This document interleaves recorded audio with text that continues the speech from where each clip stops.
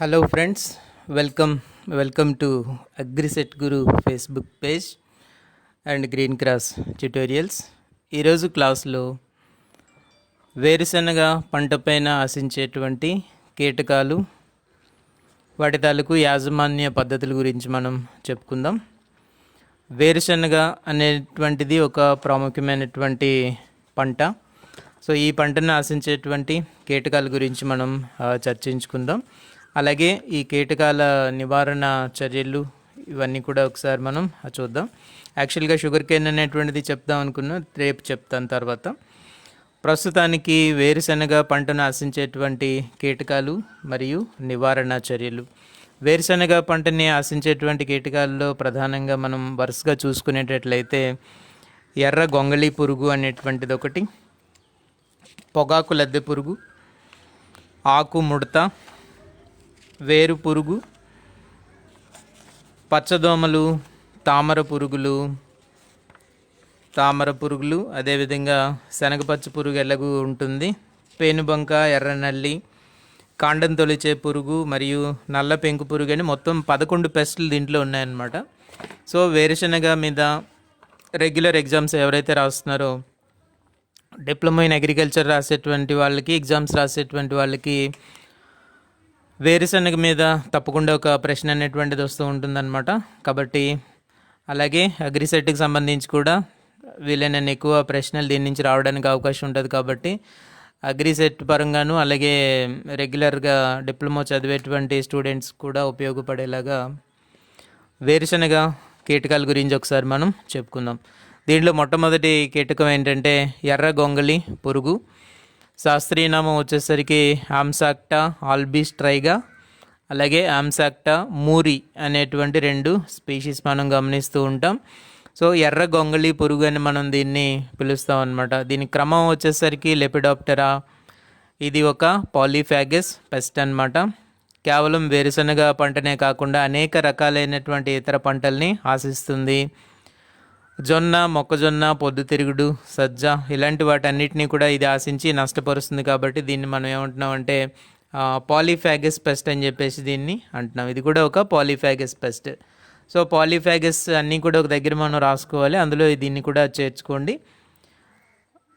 ఎర్ర గొంగళి పురుగు అని అంటాం అనమాట. రెడ్ హెయిరీ క్యాటర్పిల్లర్ అని చెప్పి అంటాం. దీని తాలూకు గుర్తింపు లక్షణాలు, గాయపరిచే విధానం అవన్నీ ఒకసారి మనం చూసేటట్టయితే, దీని తల్లి పురుగు ఎలా ఉంటుందంటే మధ్యస్థంగా ఉంటుంది, మధ్యస్థ పరిమాణంలో ఉంటుంది. సో దానికి ఉండేటువంటి రెక్కలు, ముందు జత రెక్కలు ఎలా ఉంటాయంటే తెలుపు రంగులో ఉంటాయి. వీటిపైన గోధుమ రంగులో ఉండేటటువంటి చారలు కలిగి ఉంటాయన్నమాట. సో ఇదొకటి మనం బాగా గుర్తుపెట్టుకోవాలి. ఎర్రగొంగళి పురుగులో ముందు జత రెక్కలు తెలుపు రంగులోను, ఆ తర్వాత వాటిపైన గోధుమ రంగులో ఉండేటటువంటి చారలు కలిగి ఉంటాయన్నమాట. దాన్ని బట్టి ఏమవుతుంది, దూరం నుంచి చూస్తే మనకి గోధుమ రంగు చారలతోటి గోధుమ రంగులాగా కనిపిస్తూ ఉంటుంది. సో ముందు అంచుపైన ఒక రకమైనటువంటి పసుపు రంగులో ఉండేటువంటి ఒక చార అనేటువంటిది ఉంటుందన్నమాట. సో రెక్కలకి 2 రకాలైనటువంటి అంచులు ఉంటాయి కదా, యానల్ మార్జిన్ అనేటువంటిది ఒకటి, అలాగే కోస్టల్ మార్జిన్ అనేటువంటిది ఒకటి. 2 అంచులు ఉంటాయి. ముందు వైపు ఉండేటటువంటి అంచును ఏమంటామంటే కోస్టల్ మార్జిన్ అని చెప్పి అంటాము. అలాగే వెనక వైపు అంటే ఒక రెక్కని తీసుకునేటట్లయితే రెక్కలో 2 అంచులు మనకి కనిపిస్తుంటాయి అన్నమాట. ముందు వైపు అంతటినీ కూడా కోస్టల్ మార్జిన్, అలాగే వెనుక వైపు అంచు అంతటినీ కూడా ఏమంటామంటే యానల్ మార్జిన్ అని చెప్పేసి అంటాము. సో మధ్యలో ఉంటుంది ఒకటి ఎపికల్ మార్జిన్ అనేటువంటిది ఒకటి ఉంటుంది. సో మొత్తం మీద ఇవి అంచులుగా మనం చెప్పుకోవచ్చు అనమాట. దీంట్లో ఏంటంటే ముందు భాగంలో పసుపు రంగులో ఉండేటువంటి ఒక చారని మనం గమనించవచ్చు అనమాట. అదే ఆమ్సాక్టా మూరి అయితే, ఇప్పుడు నేను చెప్పిందంతా కూడా ఆమ్సాక్టా ఆల్బిస్ట్రైగా చెప్పుకున్నాం. ఆమ్సాక్టా మూరి అయితే మాత్రం ముందు జత రెక్కల అంచున ఎరుపు రంగులో ఉండేటటువంటి చార ఉంటుంది. ఇది రెండింటికి ఉండేటువంటి తేడా. ఆమ్సాక్టా ఆల్బిస్ట్రైగానేమో ముందు జత రెక్కల తాలూకు ముందు వైపునేమో పసుపు రంగులో చారు ఉండేటట్టయితే, ఆమ్సాక్టా మూరికి వచ్చేసరికి ఒక ఎరుపు రంగులో ఉండేటువంటి చార అనేటువంటిది ఉంటుంది. ఈ విధంగా ఈ రెండింటినీ కూడా మనం గుర్తుపట్టాల్సినటువంటి పరిస్థితి. సో వెనక జత రెక్కలు ఎలా ఉంటాయంటే ఇవి కంప్లీట్గా తెలుపు రంగులో ఉంటాయి. వీటిపైన అక్కడక్కడ నల్లని మచ్చలు కలిగి ఉందన్నమాట. సో ముందు జత రెక్కలేమో తెలుపు రంగు, పైన గోధుమ రంగులో ఉండేటువంటి చారలు కలిగి ఉంటుంది.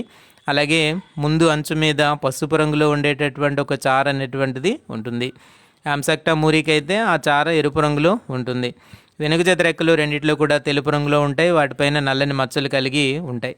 దీంట్లో ఉండేటటువంటి గొంగళి పురుగు, దీన్ని మనం ఏమని పిలుస్తున్నాం అంటే గొంగళి పురుగు అని పిలుస్తున్నాం. అంటే గుడ్ల నుంచి బయటకు వచ్చినటువంటి లార్వాలు శరీరం అంతా కూడా వెంట్రుకలు కలిగి ఉంటాయి కాబట్టి వీటిని మనం గొంగళి పురుగులు అని అంటున్నాం అనమాట. ఇవి కూడా వివిధ రంగుల్లో ఉంటాయి, అది బాగా గుర్తుపెట్టుకోండి. శనగపచ్చ పురుగు మనం చదువుకునేటప్పుడు అది చూసాము. శనగపచ్చ పురుగులో కూడా వివిధ రంగుల్లో ఉండేటటువంటి లార్వా దశలను మనం గమనించాం. దీంట్లో కూడా అదేవిధంగా వివిధ రంగులు కలిగి ఉంటుందన్నమాట. పిల్ల గొంగళి పురుగు లేత గోధుమ రంగులో ఉంటుంది. కొద్దిగా పెరిగి ముదిరినటువంటి గొంగళి పురుగులు ఎలా ఉంటాయంటే ముదురు గోధుమ రంగులో ఉంటాయి. రెండు వైపులా నల్లని చారలు కలిగి ఉంటాయన్నమాట. సో ఎర్లీ స్టేజెస్లోనేమో లేత గోధుమ రంగులో ఉంటాయి. అలాగా బాగా పెరుగుతున్న కొద్దీ ముదురు గోధుమ రంగులోకి మారుతాయి. ఆ తర్వాత ఇంకా రంగులు మారుతూ ఉంటాయన్నమాట. రెండు వైపులా నల్లని చారలు అనేటువంటివి ఉంటాయి. వీటి యొక్క తల ఎరుపు రంగులో ఉంటుంది. ఇది మనం బాగా గుర్తుపెట్టుకోవాలి. దీనికి పేరు కూడా అదే విధంగా వచ్చిందనమాట, రెడ్ హెడెడ్, ఎర్రని తల కలిగిన రెడ్ హెడెడ్ హెయిరీ క్యాటర్ పిల్లర్ ఇదన్నమాట ఇక్కడ. సో మనం సింపుల్గా దీన్ని ఏమంటామంటే ఎర్ర గొంగళి పురుగు అని చెప్పేసి అంటూ ఉంటాం దీన్ని. సో ఎర్రని తల కలిగిన, అది మనకి అనకుండా రెడ్ హెడెడ్ హెయిరీ క్యాటర్ పిల్లర్. ఈ క్యాటర్ పిల్లర్ మీద శరీరం అంతా వెంట్రుకలు కలిగి ఉంటాయి. అదేవిధంగా తల ఏమో ఎరుపు రంగులో ఉంటుంది. ఎర్ర గొంగళి పురుగు యొక్క తల ఏ విధంగా ఉంటుందంటే ఎరుపు రంగులో ఉంటుంది. శరీరం గోధుమ రంగులో ఉంటుంది. పెద్ద వెంట్రుకల్ని కలిగి ఉంటుంది. సో ఈ లార్వా లేకపోతే ఈ గొంగళి పురుగుని మనం చూస్తే ఏంటంటే ఈ శరీరం అయితే మాత్రం గోధుమ రంగులో ఉంటుంది. అలాగే దానిపైన ఉండేటటువంటి వెంట్రుకలు బాగా లావుగా ఉంటాయి.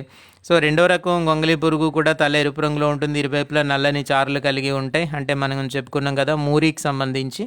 గొంగళి పురుగు శరీరం పైన గోధుమ ఎరుపు రంగు కలిగినటువంటి వెంట్రుకలు ఉంటాయి. సో గొంగళి పురుగు శరీరాన్ని మనం గమనించేటట్టయితే దానిపైన ఎరుపు రంగులో ఉండేటువంటి వెంట్రుకలు ఉంటాయి. అదేవిధంగా గోధుమ రంగులో ఉండేటటువంటి వెంట్రుకలు కూడా ఉంటాయి అన్నమాట. కాబట్టి దీన్ని మనం ఏమంటాం అంటే ఎర్ర గొంగళి పురుగు అని చెప్పేసి పిలుస్తూ ఉంటాం అన్నమాట. ఎర్ర గొంగళి పురుగు అని మనం దీన్ని పిలవడం జరుగుతూ ఉంటుంది. ప్రధానంగా ఎర్ర గొంగళి పురుగులో మనం గుర్తుపెట్టుకోవాల్సింది ఏంటంటే ఎర్ర గొంగళి పురుగులు మనం గుర్తుపెట్టుకోవాల్సింది ఏంటి అని అంటే తల ఎర్రగా ఉంటుంది, అది మనం బాగా గుర్తుపెట్టుకోవాలి. అదేవిధంగా దానిపైన ఉండేటటువంటి వెంట్రుకల్లో కొంత భాగం ఎరుపు రంగు వెంట్రుకలు కలిగి ఉంటాయన్నమాట. దీన్ని గుర్తుపెట్టుకోవాల్సినటువంటి విధానము. దీన్ని మనం ఎర్ర గొంగళి పురుగు అని అంటున్నాం. Red headed hairy caterpillar. దానిపైన ఉండేటువంటి హెయిర్ కూడా ఎరుపు రంగులో ఉంటుంది. కొంత ఎరుపు రంగులో ఉంటుంది, కొంత గోధుమ రంగులో ఉంటుంది. దీన్ని బట్టి మనం గుర్తుపెట్టుకోవాలన్నమాట. సో ఇది ఏ విధంగా మొక్కల్ని గాయపరుస్తుంది, వేరుశనగ మొక్కల్ని ఈ ఎర్ర గొంగళి పురుగు అనేటువంటిది ఏ విధంగా గాయపరుస్తుంది ఏంటి అవన్నీ ఒకసారి మనం చూస్తే కనుక జూలై మాసంలో పడే వర్షానికి భూమిలో దాగి ఉన్నటువంటి కోశస్థ దశలు ఏవైతే ఉంటాయో, సో ఎప్పుడైతే వర్షాలు పడడం ప్రారంభం అవుతుందో అప్పుడేమవుతుంది, దీని తాలూకు కోశస్థ దశ అనేటువంటిది భూమిలో ఉంటుందన్నమాట. ఇది కోశస్థ దశలు భూమిలో ఉంటాయి. సో వర్షం పడినటువంటి రెండో రోజు తల్లి పురుగులు భూమి నుంచి బయటకు వచ్చి గుడ్లు పెట్టడం అనేటువంటిది జరుగుతూ ఉంటుంది. సో కోశస్థ దశ నుంచి రెక్కల పురుగులు బయటికి రావడం, ఈ వచ్చినటువంటి రెక్కల పురుగులు బయటకు వచ్చి గుడ్లు పెట్టడం అనేటువంటిది జరుగుతూ ఉంటుంది. సో ఎర్ర గొంగళి పురుగు యొక్క కోశస్థ దశ ఎక్కడ జరుగుతుంది అని అంటే భూమిలో జరుగుతుంది, అది కూడా చెప్పుకుంటాం. సో మొట్టమొదటి పిల్ల గొంగళి పురుగులు ఎలా ఉంటాయంటే గడ్డి జాతి మొక్కల ఆకులపైన పెరుగుతూ ఉంటాయి, లేదంటే పంట ఆకులపైన కానీ ఆశించి పత్రహరితాన్ని గోకి తినడం అనేటువంటిది జరుగుతుంది. అంటే ఏంటనమాట, గుడ్లు పెట్టగానే గుడ్ల నుంచి వెలువడినటువంటి పిల్ల గొంగళి పురుగులు అక్కడ గడ్డి జాతి మొక్కలు ఉంటే గడ్డి జాతి మొక్కలు, లేకపోతే పంట మొక్కలు ఉంటే పంట మొక్కలు, పంట అంటే వేరుశనగ, ఈ మొక్కల్ని ఆశించి అక్కడ పత్రహరితాన్ని గోకి తినడం జరుగుతూ ఉంటుందన్నమాట. పెరిగినటువంటి గొంగళి పురుగులు ఆకులను కొరికి తింటాయి. సో ఇది ప్రధానంగా చేసేటువంటి నష్టం ఏంటంటే ఈ గొంగళి పురుగులు ఆకులను కొరికి తినేస్తూ ఉంటాయన్నమాట. పురుగు ఉధృతి బాగా ఎక్కువగా ఉందనుకోండి, ఇవి గుంపులుగా ఆకులపైన అటాక్ చేస్తాయి. సో అలా చేసినప్పుడు ఏమవుతుంటుందంటే ఆకుపచ్చని పదార్థాన్ని అంతా తినేసి కేవలం అక్కడ జల్లెడ ఆకులను మాత్రం మిగులుస్తాయన్నమాట. ఇంతకుముందు మనం పొగాకు లద్దె పురుగు చెప్పుకున్నాం. పొగాకు లద్దె పురుగులో కూడా ఏం జరుగుతుంది, ఆకుపచ్చని పదార్థాన్ని అంతటినీ కూడా తినేసి అక్కడ మనకి జల్లెడ ఆకుల్ని మాత్రమే మిగులుస్తాయి. అంటే ఈనెలు మాత్రమే మిగులుతాయి అన్నమాట ఆకులు. దాన్నే మనం ఏమంటామంటే జల్లెడ ఆకులు అని అంటాం. సో జల్లెడ ఆకులు అని చెప్పి ఒక టాపిక్ నేను రైజ్ చేసుకోమని చెప్పాను. జల్లెడ ఆకులు చేసేటువంటి కీటకాలు అని చెప్పేసి, ఒకటి పొగాకు లద్దె పురుగు అయితే, రెండో దానికి మనం ఏం రాసుకోవచ్చు అనమాట, ఎర్ర గొంగళి పురుగు అని మనం అందులో రాసుకోవచ్చు. సో అలాగే లిస్టులు రాసుకోండి దయచేసి, అలాగా ప్రిపేర్ చేసుకోండి. ఓన్ మెటీరియల్ మీరు తయారు చేసుకోండి. అలాగే మోనోఫాగస్ పెస్ట్ అని చెప్పి ఒక హెడ్డింగ్ పెట్టుకోండి. దాని కింద మోనోఫాగస్ పెస్ట్లు అన్నీ ఒక లిస్ట్ అవుట్ చేయండి. అలాగే పాలీఫాగస్ పెస్ట్లు అని పెట్టుకోండి. పాలీఫాగస్ పెస్ట్లన్నీ వరుసగా మనకి చదువుతున్నప్పుడు వస్తూ ఉంటే అవన్నీ లిస్ట్ అవుట్ చేయండి. ఇది మెటీరియల్ ప్రిపేర్ చేసుకునేటువంటి విధానం అనమాట. సో ఈ ఎర్రగొంగళి పురుగు విషయానికి వస్తే ఏం జరుగుతుందని అంటే, దీనివల్ల ఏదైతే ఆకులు జల్లెడగా చేయడం వల్ల ఏమవుతుంటుందంటే పంట దిగుబడి గణనీయంగా తగ్గిపోవడం జరుగుతుంది. ఇవి ఒక పొలంలో ఉండేటువంటి మొక్కలన్నిటినీ కూడా, అందులో ఉండేటువంటి మొక్కలన్నిటినీ ఆశించి అక్కడ ఉండేటువంటి ఆకులన్నిటిని కూడా తినేసిన తర్వాత ఏం చేస్తాయి అని అంటే, ఇంకా అక్కడ ఆహారం దొరకదు కాబట్టి పక్కన ఉండేటువంటి పొలాలకి వలస వెళ్ళిపోతాయి. వలస అనే ఒక దగ్గర ఒక టాపిక్ రైజ్ చేసుకోండి. వలస వెళ్ళేటటువంటి కీటకాలు ఏవి అంటే దాంట్లో వస్తాయి, కొన్ని వస్తుంటాయి అన్నమాట. అవన్నీ అక్కడ మనం వరుసగా రాసుకోవాలి. అందులో ప్రధానంగా మనం రాసుకోవాల్సింది ఏంటి అని అంటే ఇది రాసుకోవచ్చు. ఎర్రగొంగళి పురుగు వలస వెళ్ళేటువంటి కీటకానికి అదొక ఉదాహరణ. అలాగే పొగాకు లద్దె పురుగు, అది కూడా వలస పోతుంది. ఒక పొలంలో అయిపోగానే పక్కన ఉండేటువంటి పొలాలకి వెళ్ళిపోతూ ఉంటాయి. కాబట్టి వలస వెళ్ళడం అనేటువంటివి కొన్ని కీటకాల తాలూకు ప్రధానమైనటువంటి లక్షణం. సో వలస వెళ్ళే కీటకాలు ఒక టాపిక్ పెట్టుకుంటారు.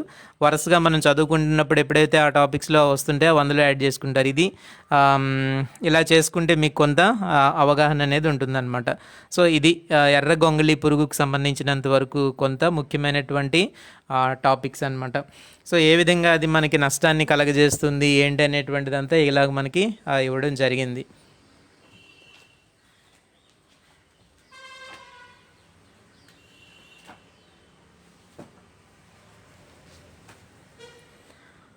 దీన్ని ఏ విధంగా మనం కంట్రోల్ చేసుకోవాలి, తర్వాత మనం చూస్తే ఏంటంటే ఈ ఎర్ర గొంగళి పురుగు అనేటువంటి దాన్ని ఏ విధంగా మనం నివారణ చేసుకోవాలి, ఏ విధంగా మనం కంట్రోల్ చేయాలి అనేటువంటి కొన్ని మనము చూడొచ్చు అనమాట.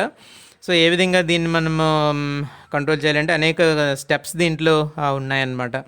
సో స్టెప్స్ అనేటువంటి దీంట్లోనే కొన్ని ఇంకా ముఖ్యమైనటువంటి అంశాలు ఏంటంటే దీనికి సంబంధించి ఈ ఎర్ర గొంగళి పురుగుకి సంబంధించినటువంటి లార్వా దశ 30 నుంచి 40 రోజుల పాటు ఉంటుంది. ఇది కొన్ని మనకి మెటీరియల్లో లేకపోయినా మనం చదవాలి.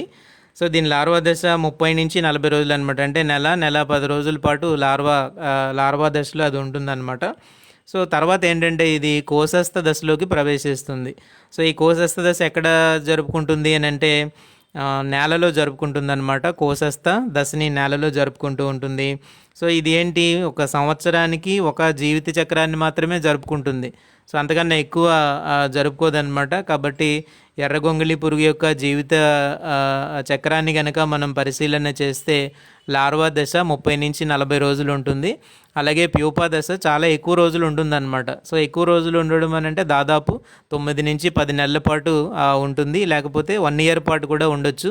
సో ఈ సంవత్సరం అది కోశస్థ దశలోకి ప్రవేశించింది, వచ్చే సంవత్సరం వరకు అది కోశస్థ దశలోనే ఉంటుంది, వర్షాలు పడినంత వరకు కూడా. సో ఆ కోశస్థ దశలోనే ఉండిన తర్వాత ఫైనల్గా తొలకరి వర్షాలు పడిన తర్వాత దాని నుంచి రెక్కల పురుగులు బయటకు వచ్చి మళ్ళీ అవి గుడ్లు పెట్టి ఆ గుడ్ల నుంచి ఎర్రగొంగళి పురుగులు అనేటువంటివి బయటకు వస్తాయి. ఇలాంటి సందర్భంలో మనకి వేసవి దుక్కులు చాలా ఉపయోగపడుతూ ఉంటాయి అన్నమాట. ఇలా ప్రొలాంగ్డ్గా దాదాపు ఒక 1 ఇయర్ పాటు జరిగేటటువంటి కోశస్థ దశలు ఏవైతే ఉంటాయో దాన్ని ఆ విధానాన్ని మనం ఏమంటామనంటే డయాపాజ్ అని అంటాం. ఇది ఒక ముఖ్యమైనటువంటి బిట్ అనమాట. ఎక్కువ రోజుల పాటు కొనసాగేటటువంటి కోశస్థ దశ ఏదైతే ఉంటుందో దాన్నే మనం డయాపాజ్ అని అంటూ ఉంటాం అన్నమాట. ఇది కొన్ని ముఖ్యమైనటువంటి దానికి సంబంధించినటువంటి బిట్స్. అవి ఎలాగ మనం కంట్రోల్ చేయాలి అని చూస్తే కనుక ఈ లోతుగా దుక్కులు చేసుకుంటూ ఉండాలి. వేసవి దుక్కు అనేటువంటిది తప్పనిసరిగా చేయాలి. అలా చేస్తే ఈ కోశస్థ దశలు బయటపడతాయి. బయట ఉండేటువంటి సూర్యరశ్మికి కానీ లేకపోతే పక్షుల బారిన పడి కానీ చనిపోవడం అనేది జరుగుతుందన్నమాట. సో ఈ విధంగా ప్రధానమైనటువంటి నివారణ. తర్వాత మనం చూస్తే ఏంటంటే ఈ తొలకరి వర్షాలు పడిపోయిన తర్వాత, అంటే ఇప్పుడు మనకి మే నెలలో ఉన్నాం కదా, జూన్ జూలై మ్యాక్సిమం జూన్లో మనకి వర్షాలు పడడం ప్రారంభమవుతుంది జూలై వరకు. సో జూలైలోను ఈ వర్షాలు పడడం ప్రారంభమైన తర్వాత ఏంటంటే పొలాల గట్ల పైన మనం ఏం చేయాలి, రాత్రి వేళల్లో 8 నుంచి 11 గంటల సమయంలో సామూహిక మంటలు, అదొక పాయింట్ మనం గుర్తుపెట్టుకోవాలన్నమాట. సో ఈ నివారణ చర్యలన్నీ వచ్చేటప్పటికి ఒక్కొక్క పాయింట్ మాత్రం మీరు దయచేసి గుర్తుపెట్టుకుంటే సరిపోతుంది. ఫస్ట్ పాయింట్ నేనేం చెప్పానంటే వేసవి దుక్కి, మనకి దాని మీద పూర్తి అవగాహన ఉంటుంది కాబట్టి వేసవి దుక్కి అనేది చేయాలని మనం రాస్తామన్నమాట. రెండో పాయింట్ ఏంటంటే సామూహిక మంటలు, అందరూ కలిపి రాత్రిపూట పొలాల గట్లపైన మంటలు కనుక వేసేటట్టయితే ఏదైతే ఈ రెక్కల పురుగులు ఉంటాయో ఇవన్నీ కూడా ఎగురుకుంటూ వచ్చి ఆ మంటల్లో పడి చనిపోవడం అనేటువంటిది జరుగుతుంది. సామూహికంగా చేయాలి ఇది అందరూ కూడా. ఎందుకనంటే సాధారణంగా కీటకాలు ఎప్పుడు కూడా ఈ లైట్కి ఎక్కువగా అట్రాక్ట్ అవుతూ ఉంటాయన్నమాట. ఫోటోఫిలిక్ అని అంటారు, ఆ పరిస్థితిని ఫోటోఫిలిక్ అంటారు. అంటే ఏంటన్నమాట, వాటికి లైట్ అనేటువంటిది బాగా ఇష్టమవుతూ ఉంటుంది. ఎక్కడ లైట్ ఉంటే అక్కడికి అవి ఎగురుకుంటూ వెళ్ళిపోతూ ఉంటాయి అన్నమాట. అందుకే మనం లైట్ ట్రాప్స్ అనేటువంటివి పెడుతూ ఉంటాం. సో ఆ లైట్ దగ్గరికి వెళ్ళి ఆ ట్రాప్లో పడి చనిపోతుంటాయి అన్నమాట. కాబట్టి మనకలాగా అభివృద్ధి చెందినటువంటి కళ్ళు ఇలాంటివన్నీ వాటికి ఏమీ ఉండవు కాబట్టి అవి కొంతవరకు మాత్రమే చూడగలుగుతూ ఉంటాయి. కాబట్టి లైట్ ఎక్కడుంటే అక్కడ అవి బాగా అట్రాక్ట్ అవుతూ ఉంటాయి. సో కాబట్టి మంటలు కనుక మనం గట్ల మీద వేసేటట్టయితే అది కూడా లైట్ ఉంటుంది కాబట్టి తీరా వెళ్ళి అందులో పడి చనిపోవడం అనేటువంటిది జరుగుతుంది. సామూహిక మంటలు అనేటువంటివి వేయాలి. ఎందుకు దీని గురించి ఎక్కువ చెప్తున్నాను అంటే, సామూహిక మంటలు వేసి అరికట్టగలిగేటువంటి కీటకం ఏది అని మనకి అడిగారు అనుకోండి, ఎర్ర గొంగళి పురుగు అని మనం రాయాల్సి ఉంటుంది. దీని మీద అనేక సందర్భాల్లో బిట్స్ మనకి వచ్చాయన్నమాట. సో గుడ్లు, పిల్ల పురుగులు ఈ సముదాయాలు ఏవైతే కనుక మనకి కనిపించాయనుకోండి, వెంటనే వాటిని ఏరి నాశనం చేయాలి. ఆకుల్ని లేకపోతే మొక్కల్ని మనం గమనిస్తూ ఉండాలి. గమనించేటప్పుడు ఎప్పుడైనా సరే ఆకుల వెనక భాగంలో కనుక ఈ గుడ్లు మనకి కనిపించాయనుకోండి, గుడ్ల సముదాయాలు, అలాంటి వాటన్నిటిని కూడా ఏరి నాశనం చేయడం ఒక సులువైనటువంటి పద్ధతి. సో గుడ్ల నుంచి పొదిగినటువంటి పిల్ల పురుగులు ఏవైతే ఉంటాయో ఇవి డైరెక్ట్గా గట్లపైన ఉండేటటువంటి కలుపు మొక్కల్ని ఎక్కువగా ఆశిస్తూ ఉంటాయి. కాబట్టి ఆ గట్లపైన ఉండేటువంటి కలుపు మొక్కలు వాటిపైన మనం మిథైల్ పెరాథియాన్ పొడి మందుని చల్లుకుంటూ ఉండాలన్నమాట. ఒకవేళ కనుక అక్కడ వాటిని ఆశించడానికి వెళ్ళేటప్పుడు అవి ఆ మందు ప్రభావానికి చనిపోవడం అనేది జరుగుతూ ఉంటుంది. సో కలుపు మొక్కలను ఎక్కువగా ఇవి ఆశించడం అనేది జరుగుతుందన్నమాట. తర్వాత గట్లపై ఉండేటువంటి పిల్ల పురుగులు పొలంలోకి రాకుండా పొలం చుట్టూ మనం ఏం చేయాలంటే లోతుగా ఒక నాగలి చాలుతోటి ఒక చాలు దున్నేసి దాంట్లో మనం మిథైల్ పెరాథియాన్ పొడి మందుని చల్లాలి. సాధారణంగా ఇవి వెళ్ళి గట్ల మీద ఉండేటువంటి కలుపు మొక్కల దగ్గర ఎక్కువగా ఆశ్రయం పొంది తర్వాత పొలంలోకి రావడానికి ప్రయత్నం చేస్తూ ఉంటాయి కదా. సో అటువంటిప్పుడు ఈ నాగలి చాలు దున్ని దాంట్లో మిథైల్ పెరాథియాన్ పౌడర్ కనుక మనం వేసేటట్టయితే ఆ పొలంలోకి రావడానికి ప్రయత్నం చేసినప్పుడు ఆ మిథైల్ పెరాథియాన్ పొడి మందు వాటి శరీరానికి తగిలి స్పర్శ ద్వారా యాక్ట్ చేసి ఆ కీటకాలని చంపడానికి చంపుతుంది. అలాగే మనం ఈ నాగలి చాలు తవ్వడం వల్ల ఏం జరుగుతుంది, బయట నుంచి కీటకాలు మన పొలంలోకి రాకుండా ఉంటాయి. అలాగే మన పొలంలో ఉండేటువంటి కీటకాలు బయట పొలాలకు వెళ్ళిపోకుండా ఉంటాయన్నమాట. కాబట్టి మనం పొలం చుట్టూ కూడా ఒక నాగలి చాలు తవ్వడం వల్ల ఉపయోగం అనేటువంటిది ఉంటుంది. అలాగే పొలం చుట్టూ మనం కొన్ని ఎర్ర పంటలు వేసుకోవాలి. అవి ఏంటంటే అలసందలు, ఆముదం అనేటువంటి ఎర్ర పంటల్ని మనం వేసుకోవాలి. అలాగే వెర్రి ఆముదం ఆకుల కొమ్మలు, వెర్రి ఆముదం అనేటువంటి చెట్లు ఉంటాయి కదా, దానికి సంబంధించినటువంటి కొమ్మలు తీసుకొచ్చి పొలంలో అక్కడక్కడ కనుక మనం వేస్తే ముందు ఈ పంట కంటే ముందుగా, వేరుశనగ పంట కంటే ముందుగా ఎక్కువవి వెర్రి ఆముదం కొమ్మల్ని ఎక్కువగా ఇష్టపడతాయి అన్నమాట. కాబట్టి ఆ మొక్కలను వదిలేసి వచ్చి కొమ్మలను పట్టుకుంటాయి, వెంటనే ఆ కొమ్మలతో సహా పురుగుల్ని తీసుకుని వెళ్ళి మనం దూరంగా తీసుకువెళ్ళి నాశనం చేయవచ్చు అన్నమాట. సో తర్వాత ఈ తొలి దశలు, గుడ్డు దశలు కానీ తొలి దశ పురుగుల్ని కానీ మనం గమనించినప్పుడు వేపగింజల కషాయం అనేటువంటిది 5% పిచికారీ చేయాలి. వేపగింజల కషాయానికి వీటిని చంపేటటువంటి శక్తి ఉంటుంది, గుడ్లని చంపేటటువంటి శక్తి ఉంటుంది. దాంతోపాటు తొలి దశ లార్వాలు ఏవైతే ఉంటాయో వాటిని చంపేటటువంటి శక్తి ఉంటుందన్నమాట. కాబట్టి ఓవిసైడ్ అని అంటాం కదా. సో ఈ వేపగింజల కషాయంలో ఉండేటువంటి అజాడిరెక్టిన్ ఏదైతే ఉంటుందో ఇది తొలి దశ కీటకాలు, అంటే తొలి దశ గొంగలి పురుగులు మరియు గుడ్లు, వాటిని చంపేటటువంటి శక్తి వాటికి ఉంటుంది. కాబట్టి వేప గింజల కషాయం మనం 5% పిచికారీ చేసుకునేటట్టయితే చాలా ఉపయోగం అనేటువంటిది ఉంటుందన్నమాట.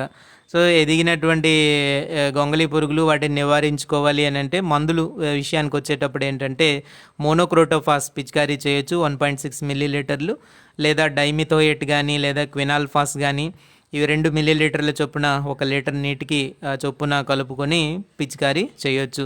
కాకపోతే మందుల కంటే కూడా ఇతర పద్ధతుల ద్వారానే వీటిని ఎక్కువగా మనం కంట్రోల్ చేయొచ్చు.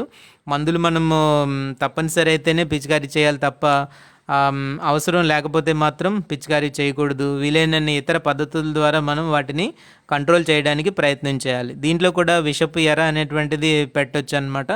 సో విషపు ఎర ఎలా తయారు చేయాలో మనం ఇంతకు ముందు పొగాకు లద్దె పురుగు గురించి చెప్పుకున్నాం. 10 కిలోల తవుడు తీసుకోవాలి, 1 కిలో బెల్లం తీసుకోవాలి, 1 లీటర్ క్వినాల్ఫాస్ కానీ లేదా క్లోరోపైరిపాస్ కానీ తీసుకోవాలి.